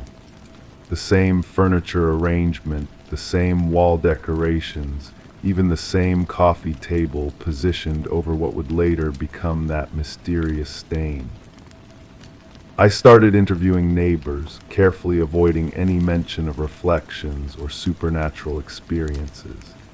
Most were reluctant to discuss the previous tenant, but a few provided fragments of information. She had been quiet, kept to herself, but seemed nervous during her final weeks in the building. Some mentioned strange sounds coming from her apartment during late hours, and at least one neighbor reported seeing her talking to someone in the hallway, though they never saw who she was speaking to.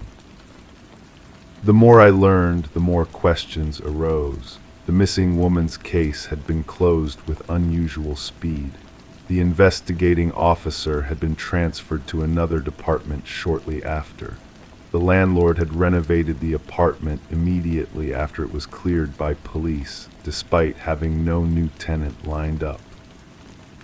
I obtained copies of the police reports through a public records request. The documents were heavily redacted, but certain details remained visible. The apartment had been processed as a crime scene, though no crime was officially acknowledged. Forensic teams had been called in, but their findings were classified under an ongoing investigation that apparently no longer existed. The most disturbing revelation came from a former police officer who had worked the case before transferring to private security. He agreed to meet me at a coffee shop, but only after I promised not to record our conversation or mention his name to anyone.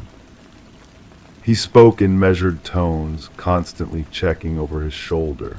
The missing woman's case had been more complex than public records suggested. There had been evidence of a struggle, he told me, but the scene had been cleaned before it could be properly documented. The dark stain I had seen in the reflection had been blood, he confirmed, but testing had been inconclusive due to contamination. More troubling was his description of the investigation's abrupt termination. Orders had come from higher up the chain of command, he explained, citing jurisdictional issues that made no sense to the officers involved. The case files had been transferred to federal authorities, but no federal agency ever claimed responsibility for the investigation. The officer's final words stayed with me long after our meeting ended. He mentioned that the missing woman had been making inquiries about previous tenants in the building, just as I was doing. She had been asking questions about disappearances, about people who had lived in various apartments and then vanished without explanation. I returned to my apartment that night with a new understanding of the reflection I had seen. It wasn't a supernatural occurrence or a trick of tired eyes. It was a window into the past, showing me the room as it had been when she lived there, when whatever happened to her had happened. But understanding the reflection raised more questions than it answered. If I could see her room through that window, what else might be visible? How many other apartments in the building held similar secrets? How many other tenants had simply vanished, leaving behind only cleaned floors and redacted police reports? I began documenting everything I could find about the building's history. Tenant records, maintenance logs, police reports, even utility connection and disconnection dates. A pattern emerged that was both subtle and disturbing. Every few years, a tenant would disappear without explanation. Always quiet individuals who kept to themselves, always followed by immediate renovations and quick re-rentals. The pattern suggested something systematic, something organized, but organized by whom? The landlord seemed genuinely nervous when questioned, more victim than perpetrator. The police had been instructed to close cases, not initiate them. Even the building's maintenance staff had high turnover rates, with workers rarely staying long enough to notice patterns. I started watching the building more carefully, noting who came and went, identifying residents and visitors. Most tenants seemed normal, living ordinary lives without awareness of the building's dark history. But there were others, individuals who didn't quite fit the typical resident profile. They came and went at irregular intervals, always alone, always carrying small bags or cases. One evening, I saw one of these individuals entering the building through the rear entrance. I followed at a distance, noting which floor they accessed. The apartment they entered was supposed to be vacant according to the landlord's records, but lights were visible from the street. I spent the next several weeks monitoring that apartment. The mysterious visitors came and went, but never during normal hours. They always used the rear entrance, always carried similar bags, and always left within a few hours of arriving. My surveillance efforts eventually paid off when I managed to photograph one of the visitors. The image was grainy, taken from across the street in poor lighting, but it showed enough detail to identify the person as someone I had seen before. They worked at the electronics repair shop, the same shop whose window had shown me the reflection. The connection felt too significant to be coincidental.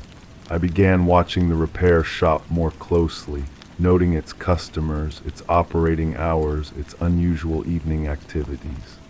The shop stayed open late on certain nights, despite posted hours that suggested it should be closed. During these extended hours, the same individuals I had seen entering the building would visit the shop. I realized I was observing some kind of network, a group of people connected by activities that required secrecy and coordination. The missing woman had stumbled onto this network just as I was doing. Her inquiries about previous tenants had brought her too close to something that couldn't be exposed. The reflection in the window had been her final message, a glimpse of the truth preserved in glass and light. But now I faced the same choice she had faced. I could continue investigating, risking the same fate that had befallen her. Or I could stop, accept the official explanations, and live with the knowledge that justice would remain forever out of reach. I chose to continue, but with greater caution. I documented everything I discovered, storing copies in multiple locations. I shared my findings with trusted contacts, ensuring that my disappearance would not end the investigation as hers had. But as I write this account, I realize that documentation may not be enough.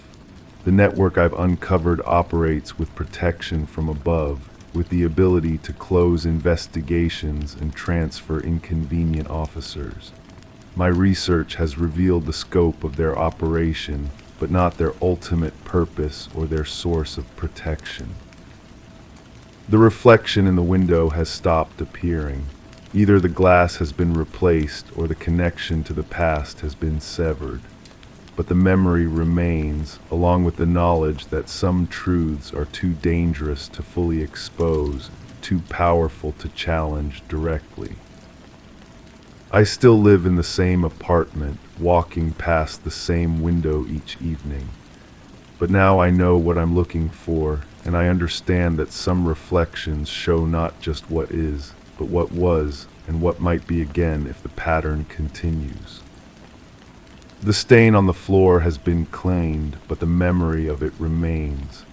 And somewhere in this building, in apartments that appear vacant but harbor secrets, the network continues its work, protected by silence and official indifference. I have become part of the pattern now, another tenant asking dangerous questions, another person who knows too much about what should remain hidden. The reflection that once showed me a stranger's room now shows me my own, but I wonder how long that will last, and whether someone else will eventually see my apartment reflected in that window, complete with its own dark stain on the floor. Crime 16 just cans before, now a bowl of fruit I never bought, a box labeled with symbols I can't read. Each morning new items appear, warm, recently placed. I stopped eating from them when the apples bled. The first time I noticed something wrong, I was standing in my kitchen at dawn, coffee cup halfway to my lips. The pantry door hung open, and inside sat a ceramic bowl filled with perfect pears, golden, unblemished, still warm to the touch. I live alone. I buy groceries once a week, always the same items. Bread, milk, eggs, frozen meals, nothing fresh, nothing that spoils quickly. Yet here were these pears, as if someone had just placed them there. I called my landlord. He insisted only I had keys. The building was secure, no signs of forced entry. His voice carried that patient tone people use when they think you're losing your mind. The pears sat there for 3 days. I watched them from the kitchen table, waiting for them to rot to prove they were real. They never did. On the 4th morning they were gone. In their place, a small jar of honey with a handwritten label in a language I couldn't identify. I started keeping a journal, every morning something new. A loaf of bread still warm from the oven, oranges that smelled like rain, cookies wrapped in paper that crumbled when I touched it. All of it appeared overnight, always perfectly arranged, always fresh. The police officer who took my report had tired eyes and ink stains on his fingers. He walked through my apartment, checking windows, examining the lock on my door, everything secure, no explanation. He suggested I install a camera, maybe see a doctor about stress. His partner stayed in the hallway, avoiding eye contact. I bought the camera that afternoon, set it up facing the pantry.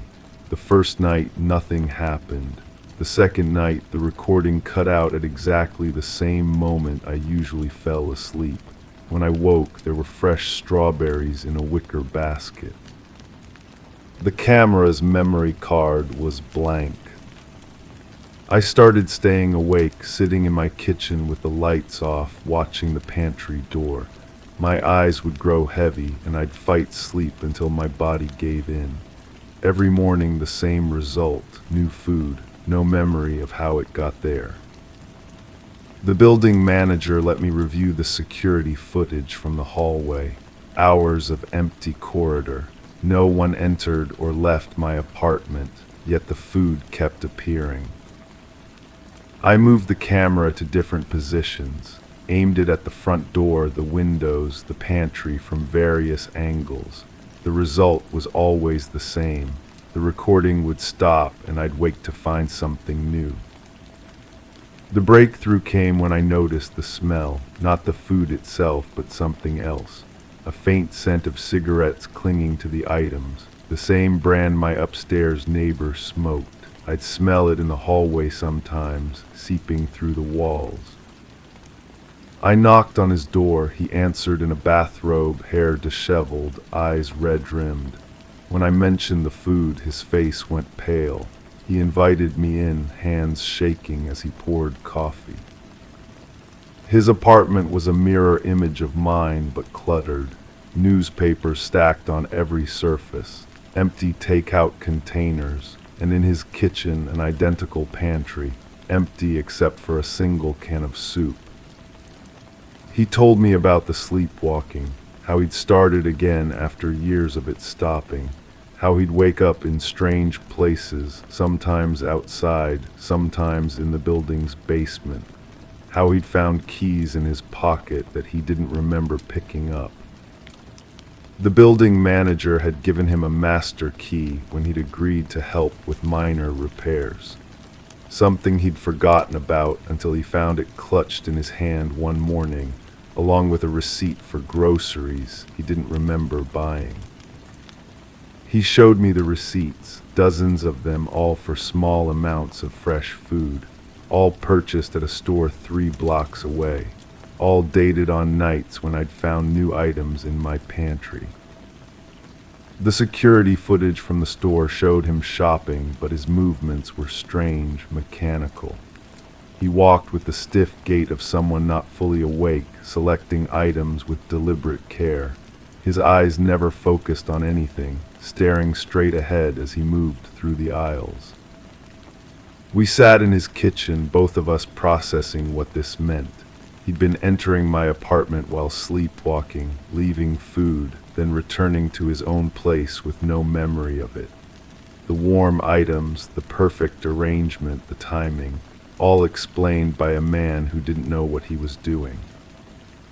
But that wasn't the end of it. The next morning there were apples in my pantry. When I bit into one, it bled, not juice, blood, real blood that stained my teeth and filled my mouth with the taste of copper. I ran upstairs, pounded on his door, no answer. The manager let me in with his key. The apartment was empty, not just unoccupied, but cleared out. No furniture, no newspapers, no trace that anyone had ever lived there. The manager insisted the apartment had been vacant for months. No tenant, no repairs, no master key given to anyone. When I described the man I'd spoken to, he shook his head.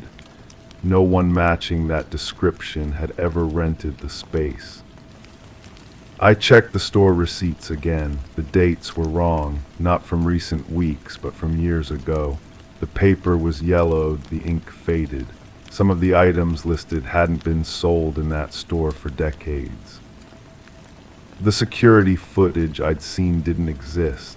The store's system had been replaced years ago, and the old recordings had been destroyed. There was no record of the man I'd described, no footage of anyone matching his appearance. I moved out of the apartment the next week. The pantry had filled with items I'd never seen before. Jars of preserves with labels in languages that might not exist, bread that crumbled to dust when touched, fruit that moved when I wasn't looking directly at it. The new tenant called me a month later. She'd found my number in a notebook I'd left behind. She wanted to know if I'd experienced anything unusual in the apartment. Her voice was shaking. I told her about the cameras, the broken recordings, the food that appeared overnight.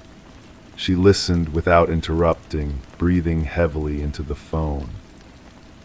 When I finished, she was quiet for a long moment. Then she asked about the man upstairs, the one who'd been leaving her gifts, fresh flowers, homemade cookies, little notes written in a language she couldn't read. I hung up the phone and never answered when she called back. The dream started after that, always the same scene. I'm standing in my old kitchen, watching the pantry door. It opens slowly and a figure steps out, not the man I'd met, but something else. Something that wears his face but moves wrong, breathes wrong, exists in a space that shouldn't contain it. In the dream, I reach for the food it's left behind. Perfect fruit, warm bread, honey that tastes like memory. And as I eat, I realize I'm not in my apartment anymore. I'm somewhere else entirely, somewhere that looks like my kitchen but feels hollow, constructed from the fragments of a place that never truly existed. I wake before I can see what happens next. But sometimes, in the morning light filtering through my new apartment's windows, I smell cigarettes, the same brand, the same scent that clung to the food I never bought. And I wonder if the man upstairs was ever real at all, or if I created him from the need to explain something that has no explanation. If the receipts and the footage and the conversations were all part of a story I told myself to make sense of the impossible. The pantry in my new apartment is empty. I keep it locked, though I know locks don't matter, not really, because somewhere in a space between sleeping and waking, someone is still shopping for groceries, still climbing stairs to apartments that may not exist, still leaving gifts for people who may not deserve them. The apples bled because I wanted them to, because I needed a reason to stop believing in the comfort of small mysteries, because sometimes the only way to end a story is to make it too terrible to continue. But the food still appears, different apartment, same presence, and now I know that moving won't solve anything. The pantry was never the problem. The problem was always me, standing in my kitchen at dawn, looking for explanations that don't exist. Looking for someone to blame for the gifts I never asked for. Crime 17, the plug wasn't in. No load, still the drum rotated slowly. I opened it, it was empty. But my shirt, when I hadn't worn in months, was folded on top. And it smelled like salt. I stood there in the basement, holding that shirt against my chest, breathing in that ocean scent that made no sense. We lived hundreds of miles from any coast.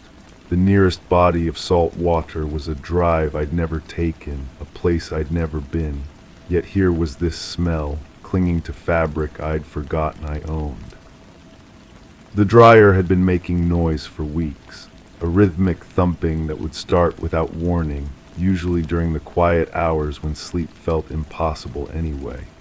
My partner had mentioned it once, said maybe we should call someone to look at it, but I'd been distracted, consumed by the case files scattered across my desk upstairs. Missing person reports have a way of taking over your mind, especially when they involve someone you thought you knew. I folded the shirt carefully and placed it back where I'd found it. The dryer had stopped spinning. The basement fell silent except for the hum of the old refrigerator in the corner, the one we'd inherited from the previous owner, along with so many other things we'd never bothered to examine too closely. The missing person was a colleague from the office. Someone I'd shared coffee with complained about deadlines with exchanged pleasantries about weekend plans. She disappeared on a Tuesday, simply failed to show up for work. No call, no explanation. Her apartment was neat, undisturbed. Her car was in the parking lot, but she was gone. I'd volunteered to help with the informal investigation. The police had their procedures, their protocols, but sometimes the people closest to a situation can see what others miss. Sometimes the answer is hidden in plain sight, in the details that seem too ordinary to matter. The shirt bothered me. I kept thinking about it as I climbed the stairs back to the main floor where my partner was reading in the living room. They looked up when I entered, and I almost mentioned the shirt, the smell, the way the dryer had been running without power, but something held me back. Maybe it was the way the lamplight caught their face, creating shadows that seemed unfamiliar. Maybe it was the realization that I couldn't remember the last time we'd done laundry together. The next morning, I called the office to ask about my colleague's last known activities. Her supervisor was helpful but cautious, sharing only what seemed relevant to finding her. She'd been working on a project involving client files, reviewing old cases, looking for patterns. She'd stayed late several nights, had access to archives most people never saw. I found myself thinking about patterns, the way certain things repeat without obvious connection, the way a person can disappear from their life while leaving everything else perfectly in place, the way a dryer can spin without power, as if operated by some invisible hand. That evening I went through my colleague's desk. Her supervisor had given me permission, said anything that might help was worth exploring. The desk was organized, almost obsessively so. Pens arranged by color, files labeled with careful precision. But in the bottom drawer I found something that didn't fit the pattern. A small notebook filled with handwriting I didn't recognize. The entries were brief, almost cryptic. Dates, locations, brief observations. One entry caught my attention. The basement door was open when I arrived. Strange smell like ocean air. They said they'd been cleaning. I read that line several times. The handwriting was definitely not my colleague's. Too angular, too rushed. But the date was recent, just a few days before she disappeared. And the mention of a basement, of that particular smell, made my skin crawl. I took the notebook home. My partner was cooking dinner, filling the kitchen with the warm scent of garlic and herbs, normal domestic smells that should have been comforting. Instead, they seemed to clash with the salt air that still lingered in my memory. "Did you ever meet my colleague?" I asked, trying to sound casual, "the one who's been missing?" My partner paused in their stirring, considered the question. "I don't think so. You don't usually bring work people around." This was true. I'd always kept my professional and personal lives separate, but now I wondered if that separation had been as complete as I'd thought. People have ways of intersecting, of crossing paths in ways that aren't immediately obvious. I spent the evening reading through the notebook more carefully. The entries spanned several months, all in that same unfamiliar handwriting. They described routine activities, mundane observations, but with an undercurrent of surveillance. Someone had been watching, noting, recording. One entry mentioned our address, not specifically, but described in enough detail to be unmistakable. The house with the blue shutters and the garden that needs attention. Basement accessible from the side entrance. I'd never noticed we had a side entrance to the basement. The next morning, while my partner was at work, I walked around the house, examining it as if seeing it for the first time. There, behind the overgrown bushes on the east side, was a small door I'd somehow overlooked. The paint was faded, the handle tarnished, but the door opened easily when I tried it. It led directly to the basement, to a corner I rarely visited. The air was stale, heavy with that salt smell that was becoming familiar. In the dim light, I noticed something I'd missed before, a set of shelves containing items that didn't belong to us. Cleaning supplies, but also personal things. A hairbrush, a coffee mug, a small framed photograph of a woman I didn't recognize. I picked up the photograph. The woman was smiling, standing near what looked like a pier or dock. Behind her, the ocean stretched to the horizon. She was wearing a shirt I recognized, the same one I'd found in the dryer. The basement suddenly felt smaller, more oppressive.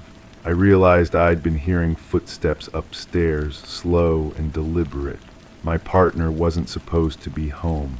I'd watched them leave, had planned to spend the day alone with my investigation. I climbed the stairs quietly, listening. The footsteps had stopped. The house was silent except for the familiar hum of appliances, the settling of old wood, but something was different. The air upstairs carried a faint trace of that salt smell, as if it had followed me up from the basement. In the kitchen, I found evidence of recent activity. A coffee cup in the sink, still warm. A newspaper folded differently than I'd left it. Small changes that might have been nothing or might have been everything. I called my partner's office. They'd left work early, the receptionist said. Something about a family emergency. But my partner had no family in the area, no relatives who might have needed them urgently. The notebook was still where I'd left it, but one page had been torn out. The page that had mentioned our address, the basement door, the strange smell. Someone had been in the house, had known exactly what to look for. I spent the afternoon trying to reach my partner. Their phone went straight to voicemail. I left messages, casual at first, then increasingly urgent. Where were they? What was the emergency? When would they be home? As evening approached, I found myself back in the basement, staring at the dryer that had started this whole investigation. I opened it again, and the shirt was gone. In its place was a business card, crisp and new. My colleague's name was printed on it, along with a phone number I didn't recognize. I dialed the number. It rang once, twice, then a familiar voice answered. "You're getting close," my partner said, "but you're asking the wrong questions." The line went dead. I sat in the basement, surrounded by the evidence of a life I thought I knew. The shelves with their mysterious contents, the door I'd never noticed, the notebook with its careful observations, the dryer that operated without power, as if controlled by someone who understood its mechanisms better than I did. My partner returned home just as I was preparing to call the police. They looked tired, stressed, but not surprised to find me waiting in the living room with questions they might not want to answer. "Where have you been?" I asked.